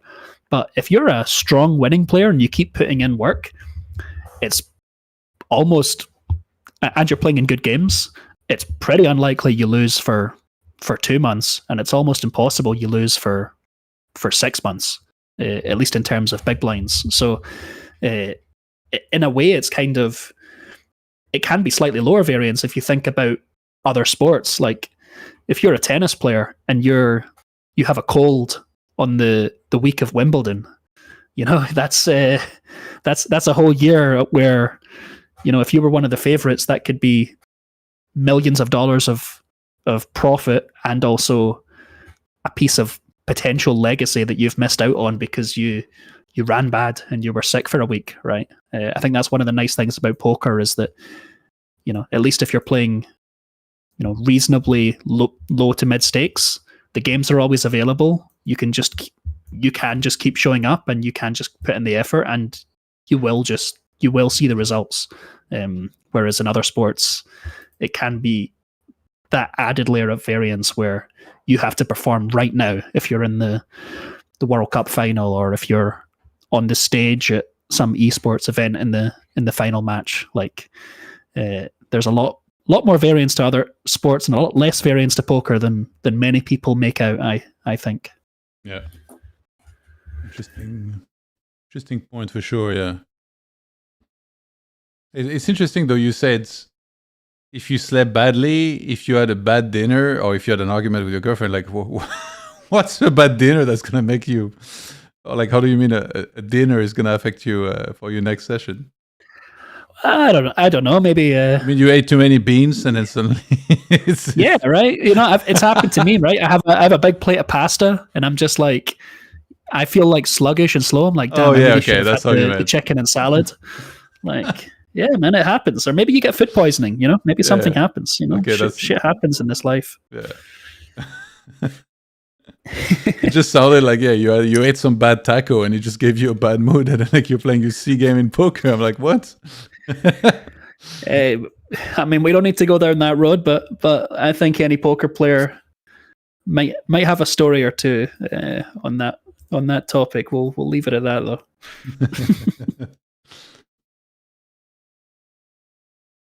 No, where's the show tables? Okay, I did spot a hand that looked interesting. If you want to have a look. Let's do it. And from what I saw, I think this would be done better as a mystery hand. Okay, let's this hand finish first between Linus and Flushy before we bring up the replayer. See if anything happens there. These two are just legends of the game. Flushy's just been around so long. These guys have battled so much at high stakes. I always get a little bit excited. People say Flushy's been around so long, he's not even 30, Is he really not even 30? I don't think so. Man, I mean, I remember him playing. He played the Brains versus AI challenge back in, I want to say 2014 or something. Yeah. And where, I mean, he's been playing high stakes and since 2011, 2012, something like that. So he must have just been, one of these super talents that just got good really young. Oh no, actually though, so he might be over 30. I found his Twitter, and it mentions his age, but it doesn't say when that was written. But it said he joined Twitter in 2011, and it says 22 years old. So it would be 36. Yeah.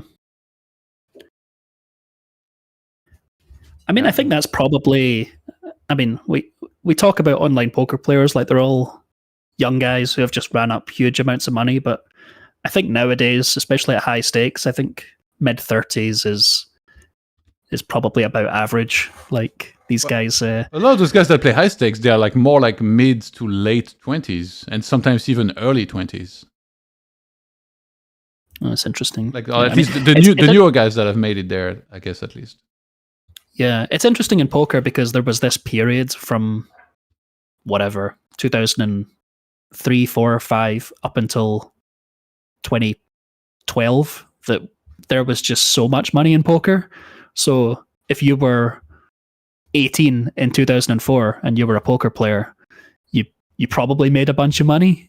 And then a lot of those guys are just kind of, they're just at this level of wealth that, and then they've sort of pulled the ladder up from under them. And the guys that, maybe turned 18 in 2016, they they have a little bit of a harder route to climb. And so yeah, there's maybe like levels where there's some guys that are super rich and probably too rich to play in this challenge, but then there's also like, you know, guys that have grinded up and have just reached this level now, and they might be on the younger side, because, you know, I mean, it takes a while to get to high stakes. It might take like, you know, like full effort, maybe 3-4 years. You're going to have to put in a bunch of time, but if you run good in that time, like, and you're playing, you know, 200 an L, if you win a few buy-ins, you go up to 500, then 1K, then 2K, like, it's especially if you're able to sell a bit of action, it's not too unfeasible that you get to these stakes at a young age. Like, it is possible. It's just maybe a little bit harder than it was 20 years ago, no doubt.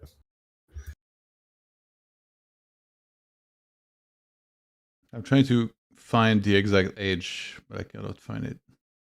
It looks like Uncle Nos in the chat says Flushy was 25 during the poker match, which was 2015. So he'll be 35 now. Okay, that's like that's almost comforting, because like some guy that everybody refers to as like I've been around forever, like playing the highest stakes, if he's only in his mid-20s, it's a bit wild. Not impossible. Yeah, I mean, this is the thing that's quite nice about poker, and it's something that's sort of attracted me about it is, you know, unlike other sports and even video games to a certain extent, like you don't really, there's no execution aspect to poker in the same way, right? You don't need to be super quick with clicking buttons. You don't need to have athletic ability. So, you know, it's feasible that someone who's 35, 40, even older can be the best in the world, because our brains keep learning, our brains keep evolving. Sure, they'll slow down over time, but it's very possible for you to get better at poker every year until you're quite old. So it's kind of a nice aspect of poker. Whereas I feel like if you're, you know, 20, 29, 30, and you're like, I want to be a Counter-Strike pro, you're probably drawing dead. You know, there's just some level of just twitch reactions that you're just not going to be able to learn unless you do it from a young age. Yeah. I find it fascinating how, like, in every like sports or discipline, there is like a peak, kind of like age, like a prime, you know, to be had. And like, since I started following basketball, apparently that's like 26 years old is kind of like when players are in their prime. And then now there's like some really sick early 20 years old players that it keeps being repeated that, you know, they're not even in their prime yet. So very interesting from one thing to another. Obviously, traditional sports very different, because like your body is much more at play than something like poker. Yeah, for sure. And I mean, I've had this discussion once with a fellow player, but about sort of how much of a factor is being young, and do you kind of have to be at your peak at a certain age in something like poker? Because I mean, we do see it as well in, you know, chess, for instance, is sort of similar to poker in the sense that there's not that physical element, and you still see in chess guys who they tend to hit their peak at around about, you know, 20, whatever, maybe even younger. Like you see these grandmasters at the age of 11 and 12 these days. Maybe it's 25, 27 is when you're at your true peak. But so it's one of those things that I don't really want to believe it to be true, that I'm past my peak. But it's how old are you? It's interesting. I'm 29.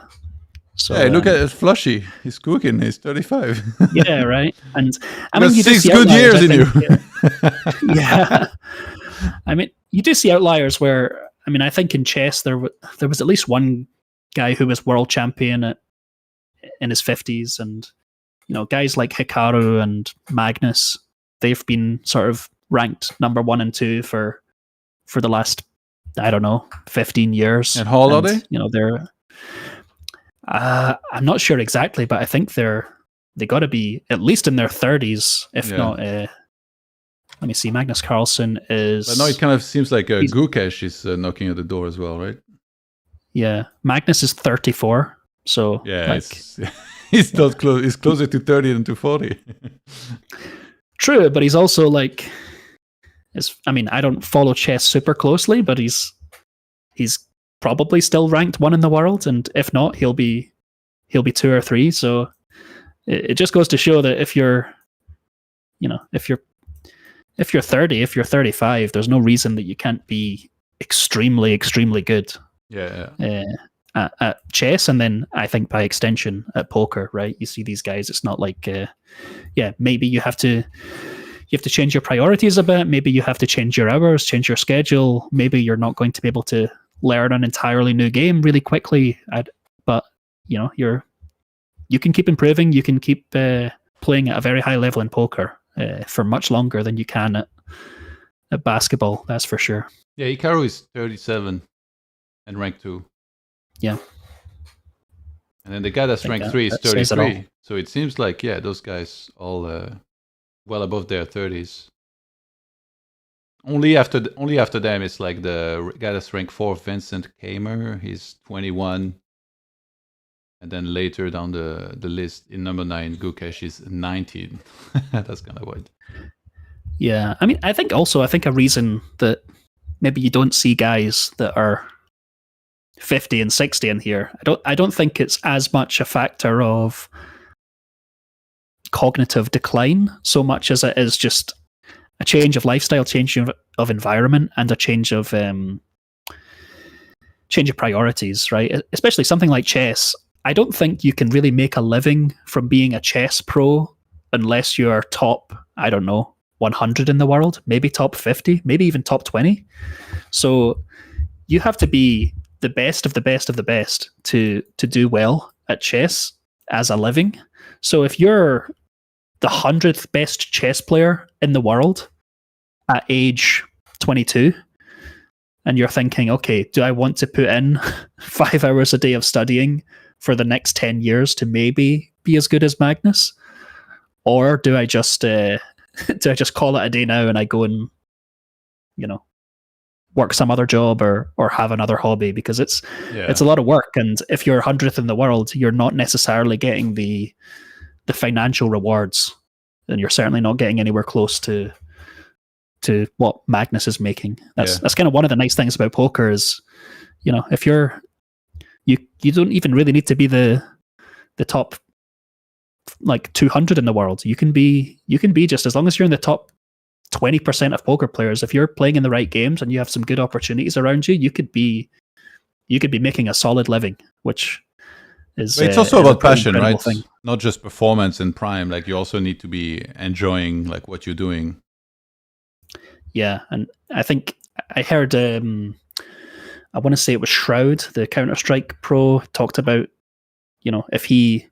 because there's such a low barrier of entry to playing sort of video games and to the same effect poker and chess, like the guys that are pros, they have just dedicated their whole life. It's a grind. You have to put so much hours in, you have to play so much, you have to study so much, and it's like, if once you get to be over the age of 21, 22, you think, you might end up with a girlfriend or a wife or just other priorities where you're like, man, do I really want this game to be all I do? And do I want to sacrifice family and even my health to a certain degree? I think a lot of people they look at that trade-off and decide that it's not worth it, which is, totally reasonable. Understandable for sure. By the way, we got some big stacks for rigged today on some tables. He's got 17K, 19K, 16K, and at this table, a monster 82K stack. The start of a great comeback, perhaps. 82K is wild. I mean, it's always a little bit interesting with rigged deck because you never quite know, because he plays super long sessions as well. So you never quite know if he's actually up or down when you see these big stacks. But hey, 82 that's a solid grind to have on one table. I'll be interested to look at the leaderboard tomorrow. He's not out of it yet. And again, still plenty of time to play. The challenge ends on the last day will be December 7th, so it's well over a week and a half. Like if you count today, it will be 12 days, so 11 full days plus whatever's time's left of today. Yeah, we're on the home stretch, Juan. It's getting towards the business end. I'll be sad when this is gone. Like, what am I going to do? I'm going to have to focus on my own game. Use the motivation gained from this to get your own studies in and results as well.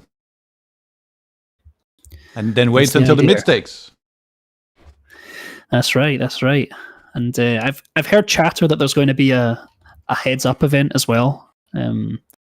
So I'm very interested to see how that turns out, because I think heads-up is quite... I don't know how they would structure it, but I think there's a chance it could be quite a bit nicer to rail, quite a bit easier to rail, where you've got that kind of battle between two players going on.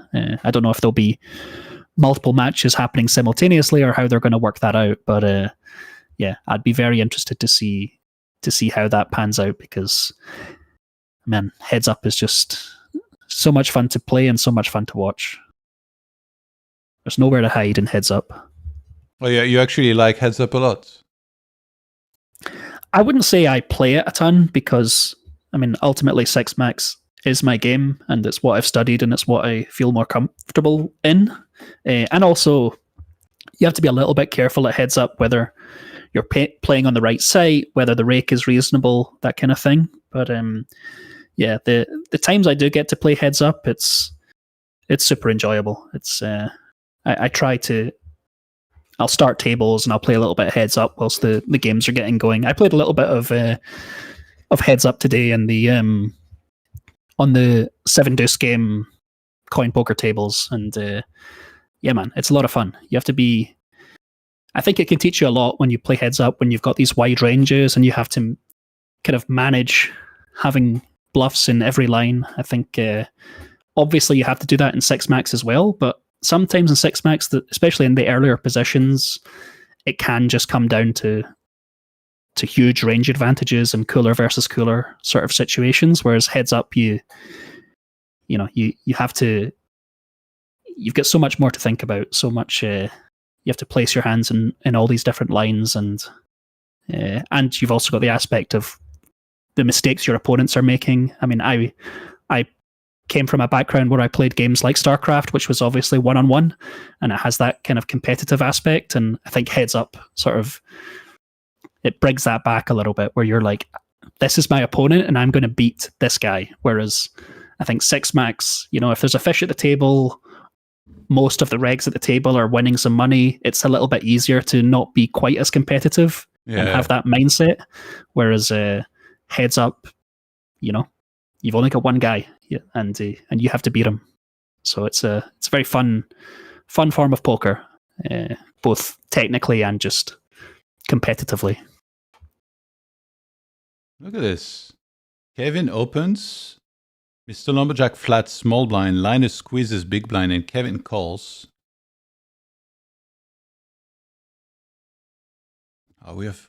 One sec, I think I need to refresh the stream. Are you showing this on stream? Yeah. Maybe there's. Okay. Are you using Twitch? I assume, right? I was on YouTube, but yeah, I'll switch to Twitch. I think Twitch usually has less delay. That's been my observation so far. Yeah. It's kind of weird. Online streaming, sometimes you'll keep lagging further and further behind as time passes by, almost as if you miss frames pretty often. Okay, we head to a 6 of spades on the turn. His line is going to continue. If I have an overpair here, I'm not really loving life against somebody that called a squeeze. I see all those cards, I'm like, all right, well, how does he not have a set here? But then what if I check and he has 8s or 9s and then an 8 or 9 comes? What was the action pre and on the flop here? It was Linus squeezed pre, and he bet on the flop, I believe. Okay. Yeah, definitely a dicey spot if you've got the overpairs. Plenty of sets in Kevin's range. and obviously things like flush draws as well to deal with. So it'll be interesting to see the size that Linus chooses here if he does decide to bet. He definitely did. He just goes for all of it. I was gonna mention that this could be an option. Like if you've got queens, it's like you don't really want to play any more poker, right? There's no river cards that are good for you. Why not just ship it all in and let the chips fall as they may? This puts Kevin's hands like his pair plus straight draw, pair plus flush, like, well, maybe not pair plus flush draw in a tough spot, but his pocket nines, pocket eights, even his ace high hands, like, yeah, it's a little bit tougher to defend. There's going to be a lot of stuff that has a little bit of extra equity that kind of wants to call, but now is facing 2x pot. So yeah, a play that makes a lot of sense from Linus and picks up a nice pot. If you put your playback speed on 2x on YouTube, you won't have as much delay. On a live stream, you can do that? Interesting. I would have never guessed. I mean, that doesn't really make any sense because you're watching live, but I mean, if it works, it works, I suppose. Okay, I spotted an interesting hand. Right over here, we are 129 big blinds deep, and rigged opens the button, 2.5. Kevin does 11 in the small blind, and rigged calls. Jack 7-3, and Kevin checks. Rigged bets 920 into 2300. Kevin calls. Queen of hearts on the turn. And it goes check, check. 5 of diamonds on the river. Kevin checks again. His line looks really weak here, right? Because he 3-bets pre and then he just check, call, check, check, and then he still checks river. Yeah, it's an interesting one. I think obviously the board it's kind of balanced, at least on the flop. It's beneficial for Kevin as the 3-better. Like you can kind of play a lot of different strategies on that board. Generally, you'll see some larger bets. Things like queens kind of want to just go for a large size and get some money in against the pocket pairs.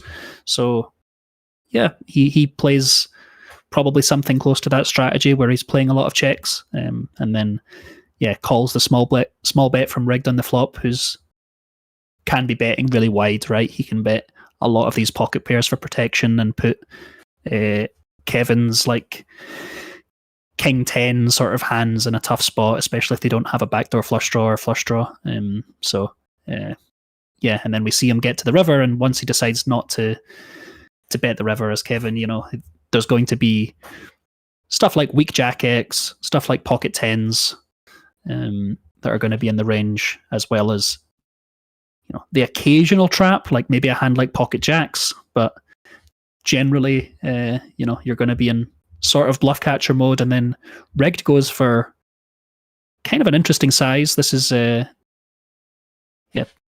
somewhere in the region of probably trying to still bet hands like an ace jack sort of a hand for value here. I think this is I don't think a hand like pocket 9s can do this. We're starting to get a little bit close, but certainly betting a reasonably wide range for value here. And then when Kevin's in with a bunch of his ace highs and his weaker pocket pairs and his jack X himself, it's going to be a tough spot. He has to make sure that this is why on the flop it's so important to balance a little bit and still have, the occasional trap with something like aces and, pocket jacks and stuff like that, because you don't want to get to these lines and just be sitting here with only pocket 9s. You want to be able to have some better hands in your range. Yes. So rigged, then what's the bottom of his betting range here when he bets for this big with this entire line? Yeah, I mean, I'm not 100% sure. I think certainly he can bet a jack for this size. Certainly a good jack, and then probably any jack, and then once we get into like pocket tens and nines, I think seem to be the kind of cutoff for me where I would start to feel a bit uncomfortable. I think if he was betting, if he was betting a 7 here, like a 6-7 type of hand, I'd be like, that's a little bit adventurous. Because I mean, at the end of the day, Kevin can have some jacks, he can have some overpairs and stuff like that. So, like with this size, rigged is essentially targeting the ace highs and the weak pocket pairs from Kevin. So, yeah, I think that's probably where the threshold falls. You say any jack, but the worst jack is calling is probably like Jack 9 suited, I assume. So you feel like Jack 9 suited would be enough to go for this bet? I'm not 100% sure, but I would guess yes, because I mean, Kevin's just going to have a ton of like just things like ace king here and even stuff like ace 10 suited. Like he's calling and stuff like pocket sixes maybe as well, pocket eights. So I think Jack 9 gets a little bit. You'd certainly much rather have something like ace jack, because then not only do you block aces, but you don't block any of Kevin's like middling pocket pair stuff, like the pocket nines himself. So it gets a little bit dicey from a blocker perspective, but I think from just pure hand value, I think any jack is going to be good enough to bet. Okay. But yeah, there will be obviously tendencies and reads that come into this, right? Does Rig know that Kevin's maybe a little bit trappier in these spots? You don't want to incentivize your opponent to just trap you a bunch and then check to you on the river and know that you're going to value bet super, super thin. Yeah. Well, good call, because he does have ace jack suited. Unfortunately, we don't see Kevin's hand because that was in the show table. But yeah, nice big value bet on the river by Rigged. Gets paid off. Yeah, well played hand from Rigged. I think it's a good learning point from the flop for the low stakes players in the chat is that he did go with a small size. I think it's very tempting if you call a 3-bet and you flop top pair, top kicker, that you just you go with a B75 or something. But I think it makes a lot of sense on the flop to go a little bit smaller, because yes, you have ace jack in this hand, but generally with your range, you're going to have a lot of just like weaker jacks and pocket pairs as the majority of your range. So it makes sense to kind of keep that all together and allow yourself to bet a wide range. And then when you're doing that, you have to make sure you have the good hands in there. Otherwise, you're going to end up being unbalanced in some way. So yeah, classy line from Rigged. Makes a lot of sense. So it's like 40%, right, on the flop.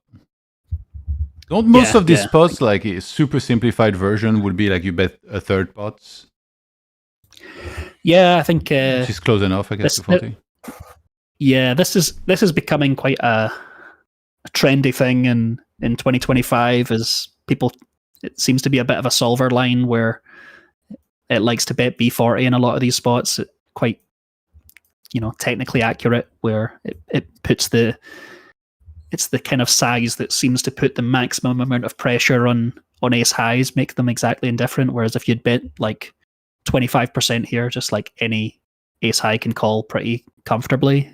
So yeah, it's probably a theory line. I would probably, if I was in this spot, I would probably just pick third pot, just because I try and simplify my choice of sizings and only use a few of them in certain spots, because in a lot of lines you're going to want to use third pot. A lot of lines you might want to change it to 40%. So maybe if you just simplify your life and say my only sizings are going to be third pot and then B75 in pot, for example, on most boards, you might make your life a bit easier. But this seems quite.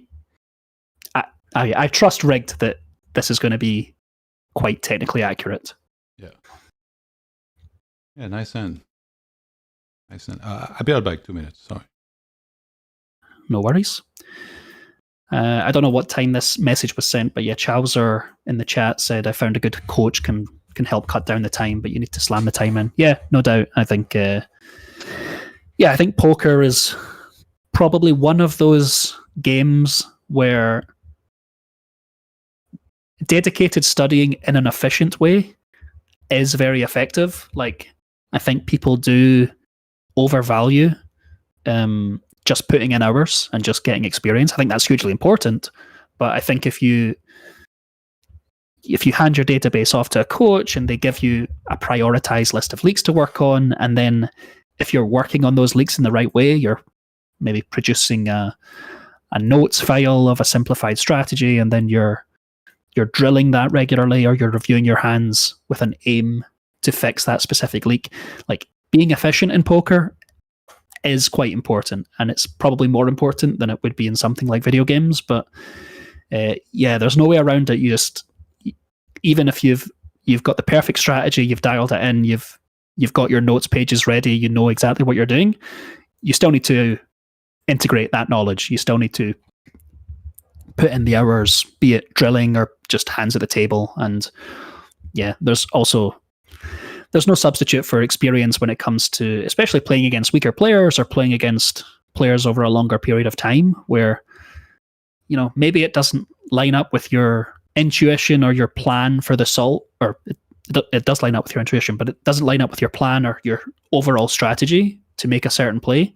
But sometimes you'll be in game and you'll just have a feeling, this guy's used a weird size and it doesn't really make sense with the way he plays specifically. And you might not even be able to put it into words, but you might be able to make an extremely good call or a good fold. And there's no way around experience for regularly running into those situations. Back. Hey. I think maybe we can do one more hand, and then probably I will go off for a bit because I'm back later tonight with Coley, and I want to get some rest before. Yeah, sounds good. It's a 3-stream day right now because I went live past midnight. Then I'm doing this one now and another one later. So yeah, man. I mean, you're killing it. You're putting in the hours. It's we all really appreciate it, and it's also nice that I think it does make sense to maybe do a morning stream and then have a long break and do an evening stream, because then you at least get sort of both halves of the player pool. I think it does seem to be the morning. You see, I see guys like Linus play morning and sort of during the day, and then later on at night you're going to see a slightly different crowd. I think maybe like guys like Llama, the Americans, sort of start to come online later at night. So time-wise for them, it's much better. It's much better for them to play when it's like evening in Europe or like late night. Yeah, for sure. I mean, I've struck.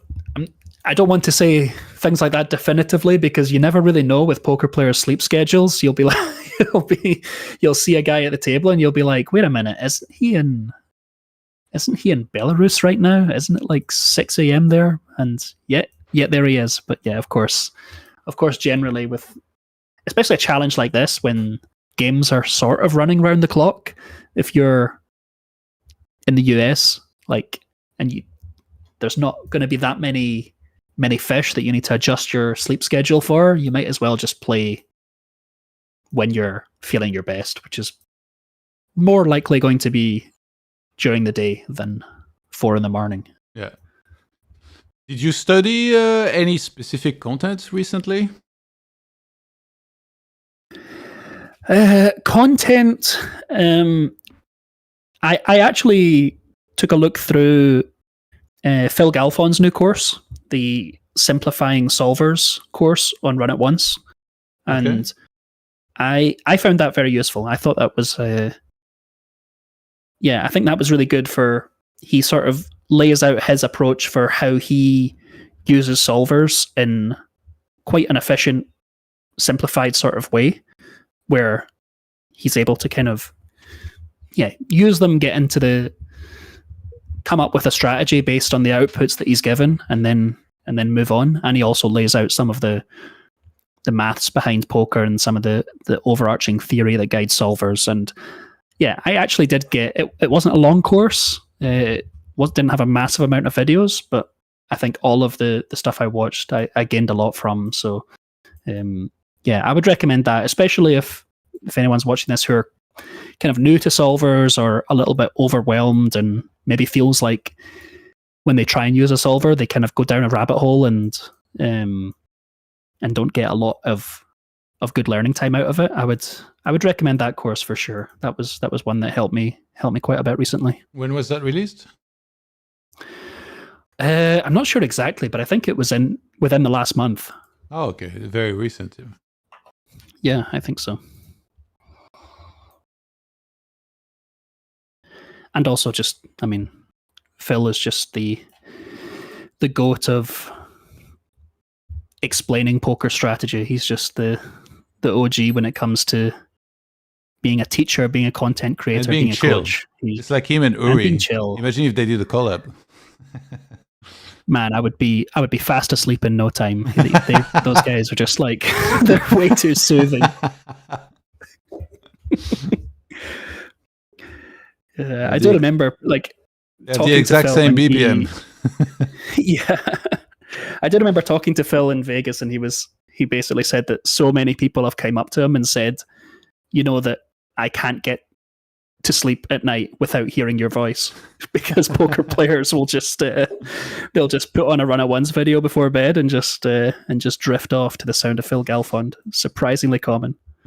The course TLXESS was called Simplifying Solvers. So I'll actually link in the chat if I'm logged in on Twitch. We'll see. Yeah, there I am. Oh, I'm not allowed. Oh well. Yeah, links don't work, but I think if you just tell him like the page and what to look for, what to Google exactly, then it's still useful. If you go to runatonce.com, and then there'll be a section for courses, and there's a section called Other, which is you'll find Simplifying Solvers. So yeah, would recommend. I'm trying to get some guests scheduled right now, and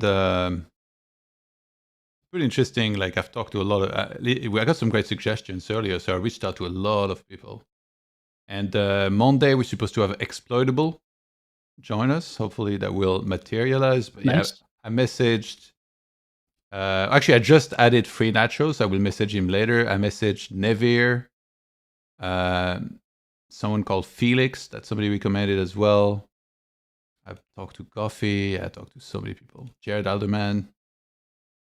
Very cool. Yeah. Gary Chappell Nachos as well. is another guy that's he's got a course on Run At Once, and yeah, very high quality course, and very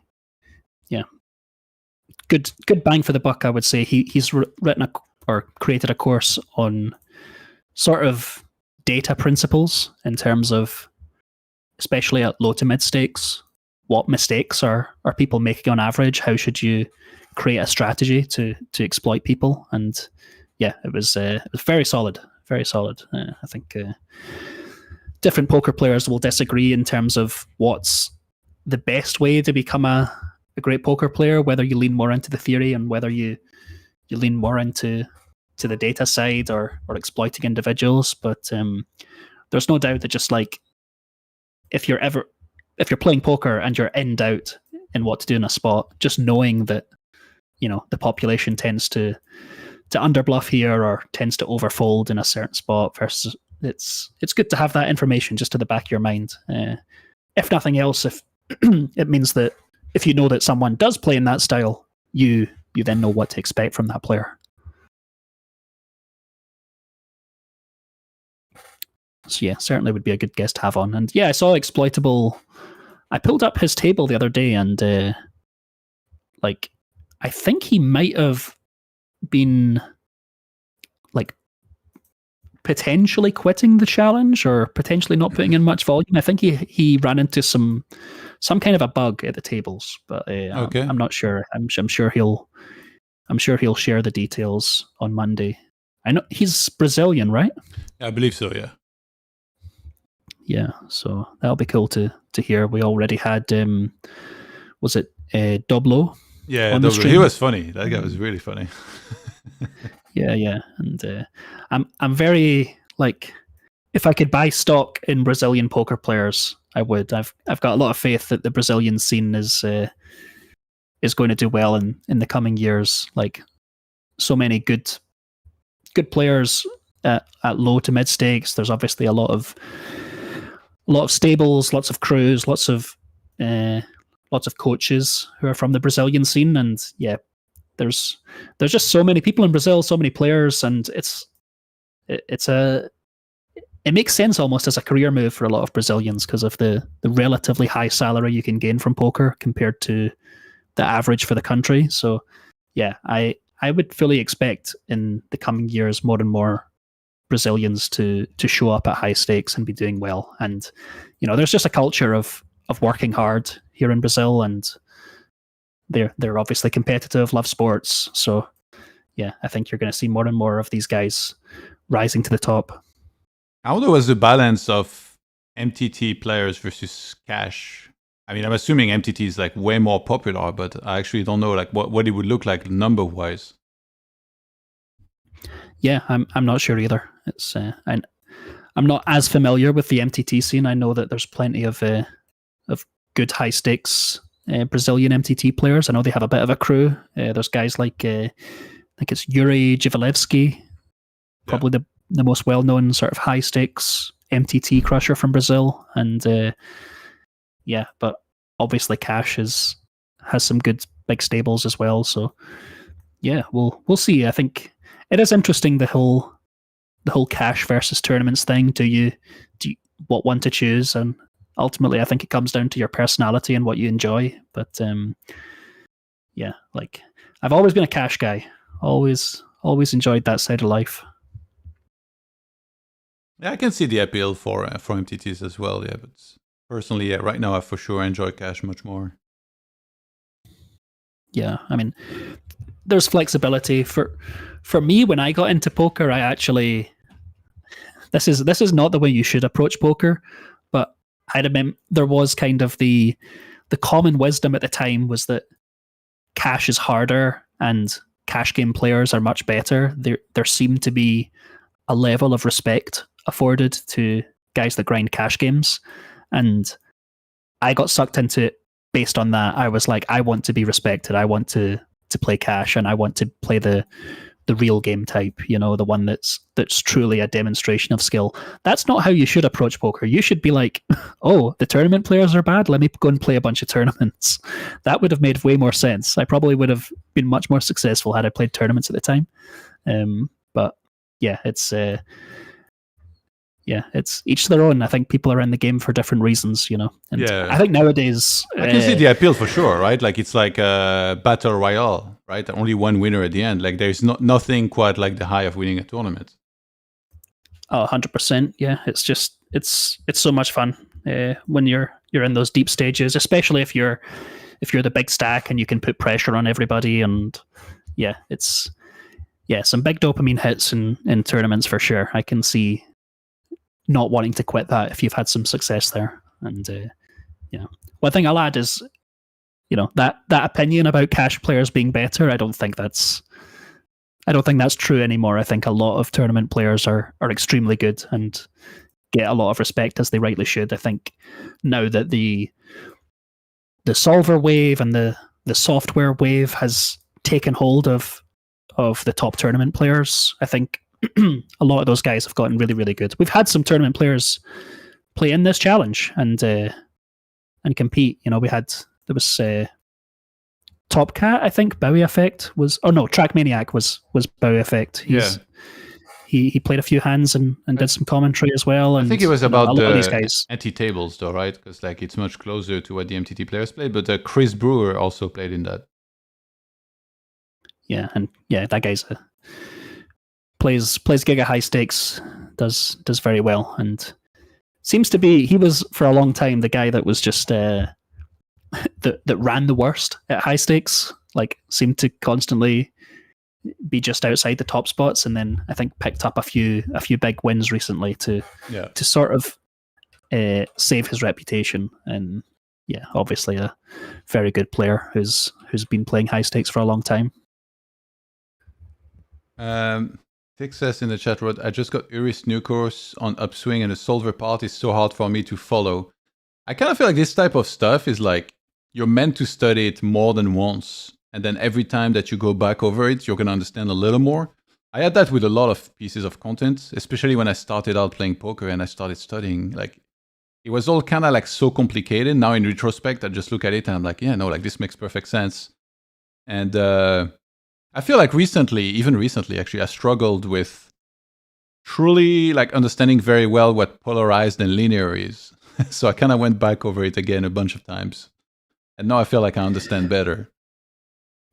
Yeah, I think this is just totally part of the process of learning, right? You kind of you go over things multiple times, and then you gain experience, and then maybe something that you've heard before just clicks with you in a different way, or you hear it explained by a different person. Like, I think it's important that you kind of, that you don't have to understand something that you hear in a course fully the first time. Like, yeah, obviously, any course, any piece of content that's learning content, like, try and engage with it actively if you can, but don't have too many expectations of yourself that you're going to understand everything fully. Just, keep coming back day after day, circling back to the discussion on grit and perseverance. Like, this is all part of the process. You're gonna feel like things don't make sense.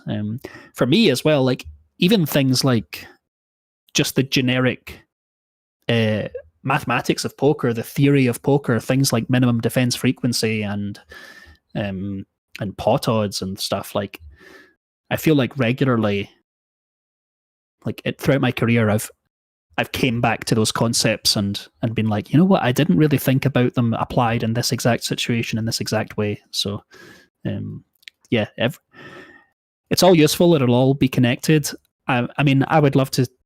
I do think that run at once course could help you, TLX, but also I don't really want to. I don't know everybody's situation, everyone's goals in poker, everyone's financial situation. I don't want to just keep recommending to people that they just buy the next course and the next course and the next course, because it's not necessarily the right choice for everyone. Maybe a coach makes more sense. Maybe just like going over the free content and going over the content you already have in more detail is going to make more sense for you. But I would say biggest mindset thing is just don't sweat it. You're not going to understand everything you hear perfectly the first time. Just maybe watch it again a few times, and then but if you still don't get it, just don't worry about it. Just keep playing and keep studying, and maybe at some point you'll come back. There's a good point to try and like get it properly, right? Because like he invested in the course. It's like if he can't understand like a portion of it, it just like kind of feels bad. So I feel like maybe looking for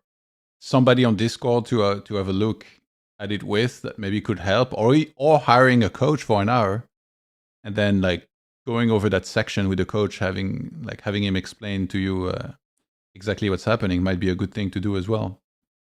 Yeah, I agree with that. And I think, if I'm not mistaken, with Upswing, there is a Discord server, and I believe Yuri himself is quite active with answering people's questions. And I think that's actually true with a lot of these high stakes guys, is that, if you have done the work, and if you have like a solid question, if you're genuinely stuck and you reach out to a lot of these guys, they will actually help.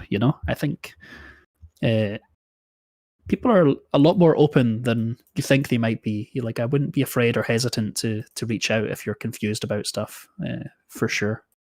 It's and I think people respect, like, if you've went through a concept, if you're in the solve and you're just not quite getting it, or maybe you've run 3 different solves to try and illustrate a certain concept and it's still not clicking for you.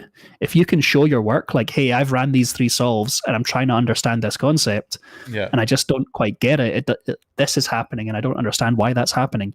I think people respond well to that, because they're like, okay, this guy, he actually put in the work. He's not just like a guy who's messaging me going, how get better at poker? Please help. Yeah, now that you mentioned that, I feel like it's very likely if he explains what he doesn't understand, I do think there's a high chance Uri himself would answer and kind of explain it really well. Especially because it's like a product you bought as well. So yeah, 100%. So definitely try that, and then come back here and thank Peaceful Johnny later.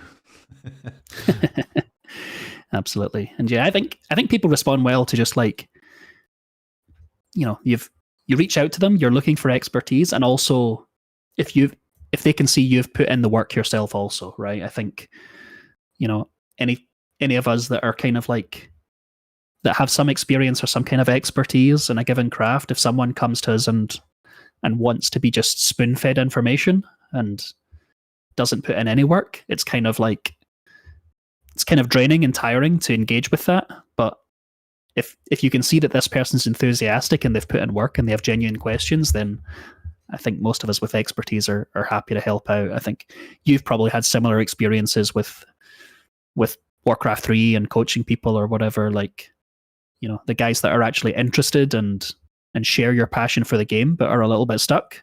Yeah, for sure. They actually give you energy to work with these people, right? Yeah, but usually it's like, for me, it's very straightforward though. Like if they ask something, I already like kind of know all the answers, and then I just give them. But yeah, it's good to see people interested and wanting to learn for sure, because it's not everybody's like that actually. In Warcraft 3, as old as a game it is, like some players, they played for ages, they are not that good, but they have an overinflated idea of how good they are. So then they wouldn't take advice from someone that like literally would beat them 100 times out of 100. It's kind of weird in that way sometimes. So yeah, those that are open-minded enough to ask for advice, for sure, I'm happy to help.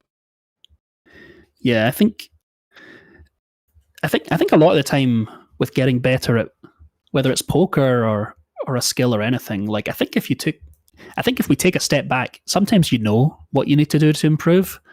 Like let's say, you know, if I've been losing at poker for 2 months, I know probably what I really should do is look at my stats, compare them to the solver, compare them to my player pool, see where I'm leaking, write it down as a list, try and understand that in the solver, and then drill those spots, and then review my hands to do with those spots and keep doing that. Like, I know I probably should do that, but the hard part is actually doing it, right? Because it's a lot of work, you know? You kind of know what you should be doing, but you just, you know, it's doing it is the whole battle. And yeah, I think that's always the first question that I ask back when somebody comes to me and they're like, you know, they have a specific poker question, you know, I don't understand how check raising works, whatever it is.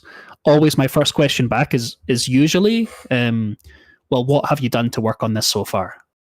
Right? Like what have you tried? What ideas do you have to improve at this that you've not tried already?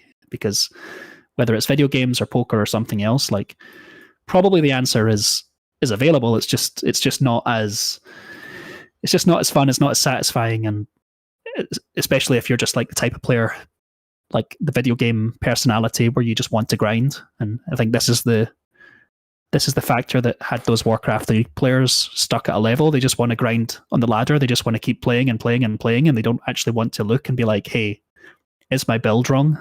Are my hotkeys correct? Like, is there something I'm doing in my replays where I'm getting beat in a same sort of way? Is my timing off? Like, people don't want to actually do that hard analysis because, well, it's hard. You know, it's not the most fun thing. It's certainly not as fun as just playing more games, right? So it's for sure a great quality to be curious and to ask yourself questions. Yeah, I think it's one of the big mistakes I made early in my poker career, so to speak, is that I was passionate about poker, but I wasn't passionate about doing the things that will actually help me improve. Like, I watched a lot of YouTube videos, I watched live streams, I watched like poker courses on my phone in my bed before I went to sleep. And like, not that stuff is not helpful, but what's really helpful is actually putting in hours at the table first off, and then also reviewing hands, and then looking at what are my specific leaks and then trying to improve on them. Like, I didn't really do that hard work as much as I should have done, or as much as I do now. And I think it held me back quite a lot. How often do you think of poker, like in your day-to-day life, when you're not at the computer? Like, let's say, you know, you're out on the street, or like going for a walk, or like going for groceries. Because I feel like these days, when I'm commentating this, poker is a lot on my mind. You know, I'm outside walking on the street, and for sure I'm thinking about some of the hands I played, or like things that I watched. And it seems like it's one of those things that can help a lot to Because you're like in try hard mode. So does that happen for you too? Oh, definitely, all the time.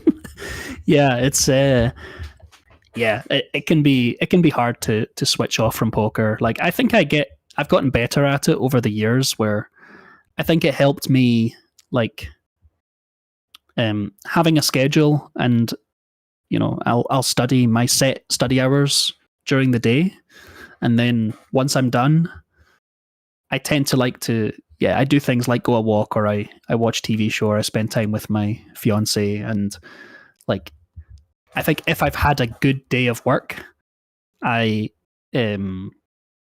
more okay just switching off. But if all I've done is play that day, and I haven't like reviewed my hands, and I haven't sort of like closed that loop, I will just be thinking about it a lot. But yeah, there's no way to avoid it. If you're passionate about something and you're constantly working towards something, if you have downtime, whether you're in the shower or you're out a walk, there's going to be little ideas pop into your head, and I think that's a good thing. I tend to get little moments of inspiration. Usually for me, it's around about like things I should be doing, like or ideas for study. Like I'll be walking and I'll think, oh, like I've not done study of my opponents in a while, or I've not I've been playing a lot, and I see a lot of people doing these like really small check raises and 3-bet pots. I really want to do a study on that. I've not done that. Yeah, sort of like big picture stuff I tend to think about quite a bit.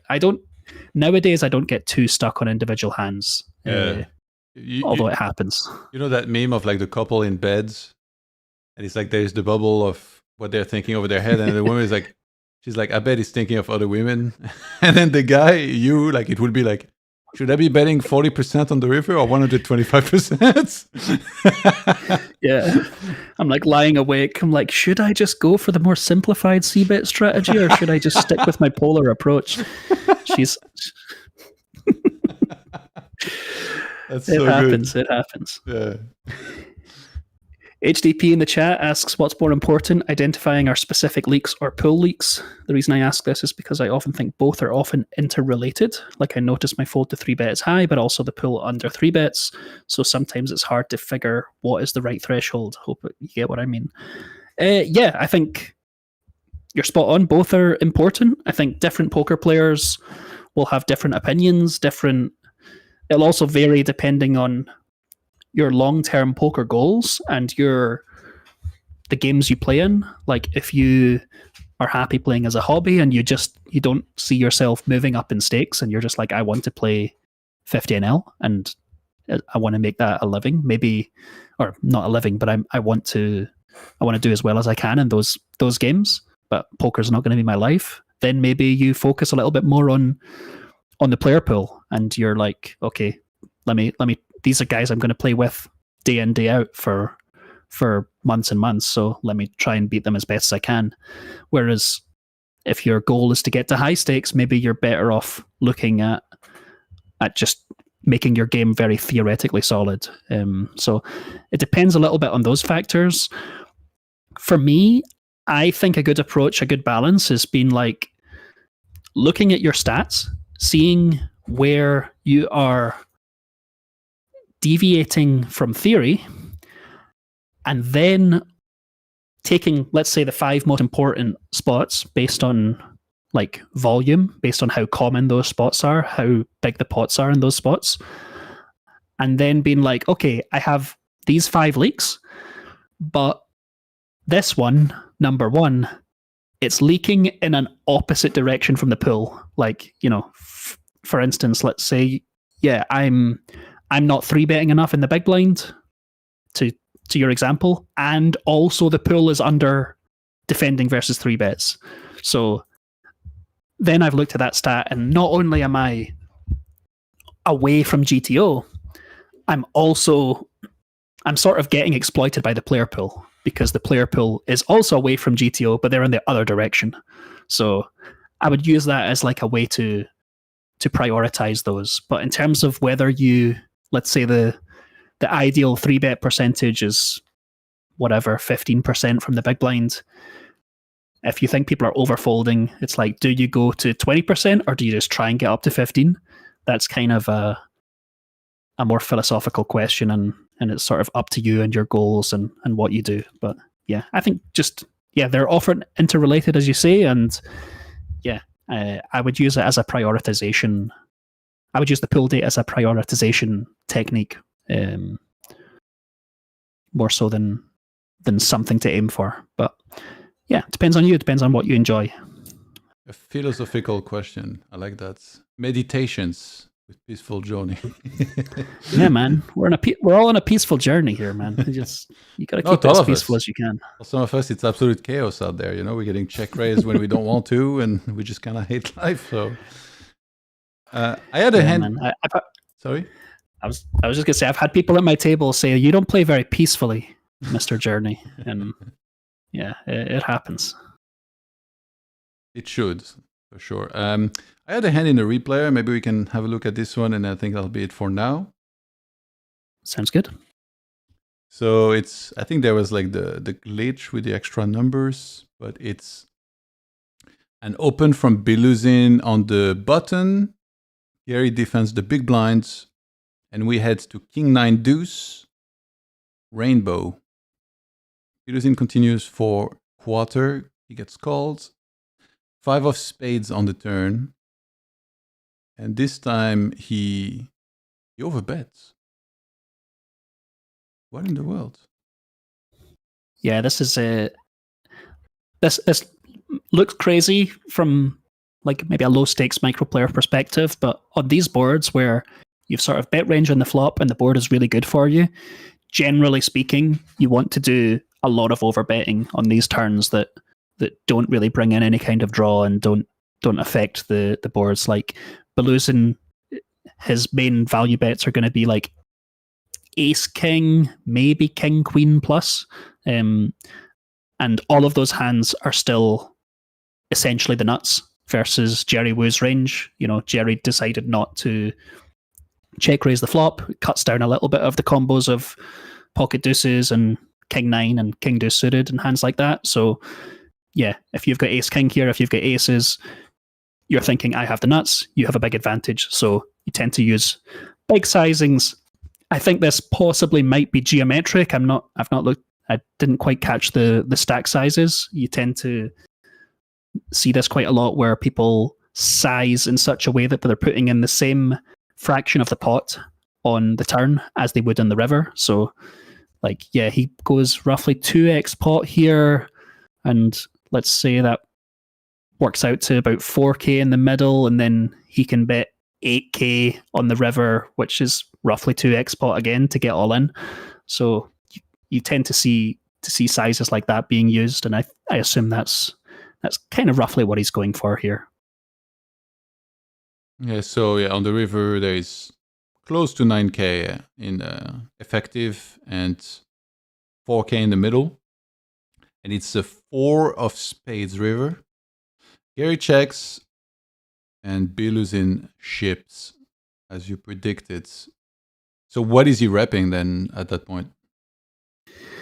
Yeah, it's interesting, right? It's kind of like, it's if you were sitting there with aces as Biluzin, you're not super happy about the spade rolling off. So yeah, it's questionable whether or how thin you go for value here as Biluzin. I think if it was me and I was playing this spot, I probably would have 2 sizes on the river, maybe like something like a 75% pot or a pot sort of size, building around my strong pairs. And then I would have a size like this that's more in line with, something like a straight and flush and hands like pocket 9s and stuff like that. So yeah, it'll be interesting to see how thin you can go for value here. Like, maybe you're allowed to just like barrel off with ace king no spade here in Silverland, but I'm not sure. I think that would be a little bit ambitious, and it would be more of a sort of trick compared to it being like an ideal play. But yeah, he goes for all of it. So he's repping a very strong hand. And yeah, I think a lot of Jerry's range is going to be in a very tough spot here, unless he has a flush, of course. Yeah. Gary ends up calling. He's up against a river straight. Very interesting river actually in this case, and he has the king of spades. And yeah, very very reasonable call from Jerry. I think the 5 is also kind of nice because Baluzin was probably betting his full range on the flop, so pocket 5s could be a hand for value that he could show up here with. And then with the king of spades, I don't think this hand is really foldable for Jerry. So I think this is overall a bit of a cooler and well played hand from Baluzin. I think not too surprising a hand here in terms of, he's got the straight, he's got a very strong value hand. I think if we had seen him turn over something like, king queen here, I'd be like, that would be a pretty interesting and noteworthy hand to discuss in depth. But this one just seems like a bit of a cooler to me. Yeah. Okay, actually, just very briefly, on the left table, I saw that Munez bluffed Linus off a chop here. In a 3-bet pot, he called with ace-jack suited, check call, turn 2 pairs, check call a small bet. And then on 10 river, there's a straight on the board, but of course the flush is possible. He leads jam river, makes Linus folds, and scoops what would have been a chop otherwise here. Pretty cool. Yeah, that's very, very interesting hand. This was 3-bet pre from Linus. Yeah. And then check call, donk river. Was that? Let me rewatch. It's small bets, both times. He bets quarter on the flop, and then 30% on the turn. Munez calls, and then just leads.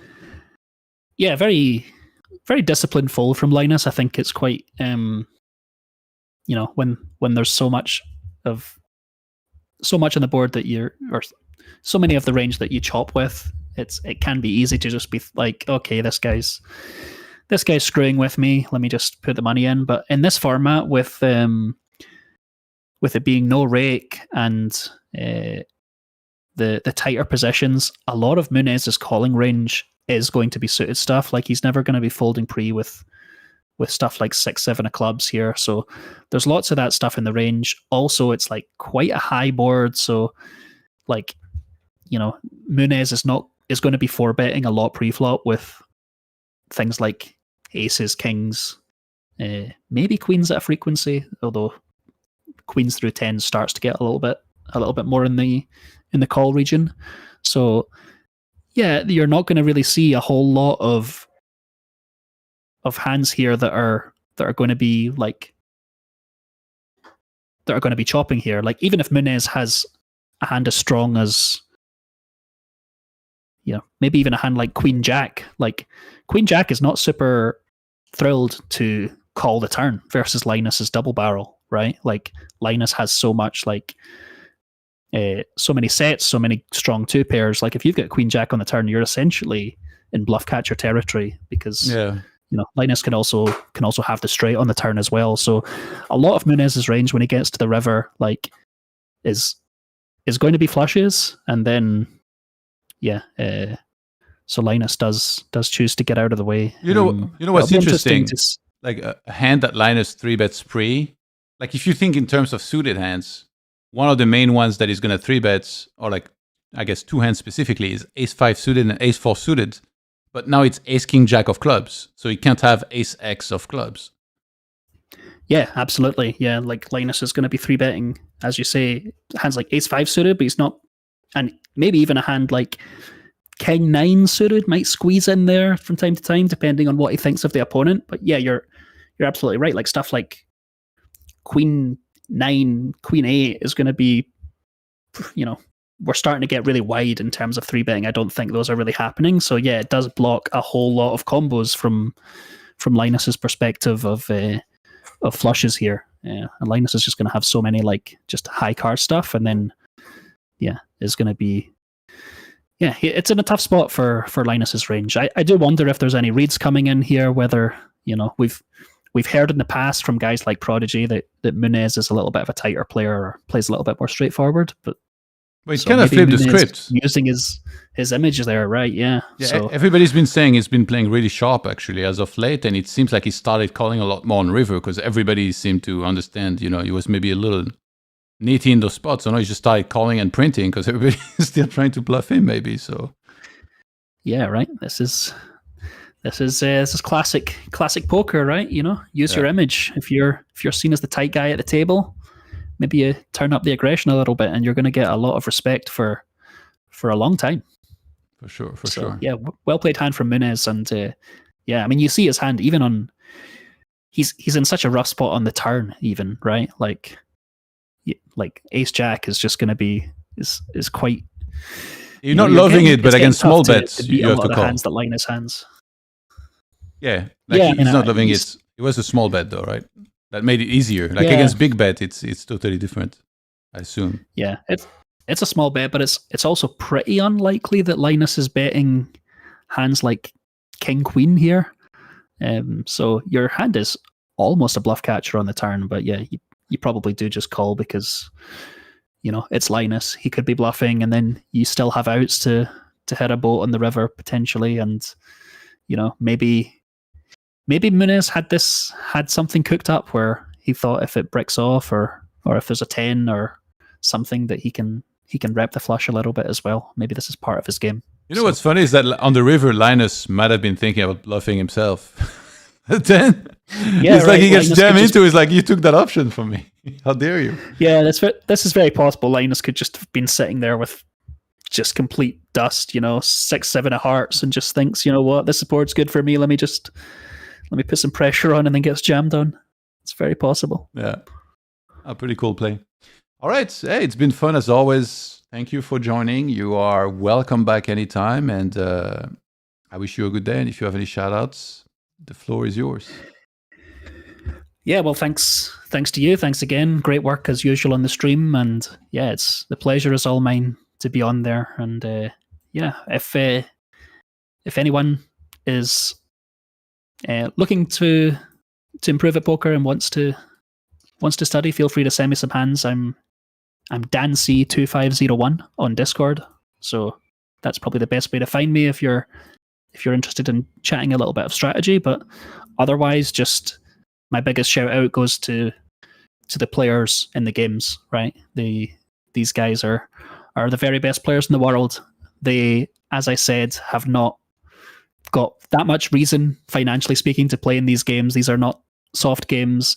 If they win, it just shows that they're good players. It could stop them getting into private games or good spots in the future. So they don't have a lot of upside in playing in this game, but they're playing for the love of the game, and they're just showing off their skills, and they're doing so in front of a live audience. And yeah, huge respect to them for that. So that's my biggest shout out.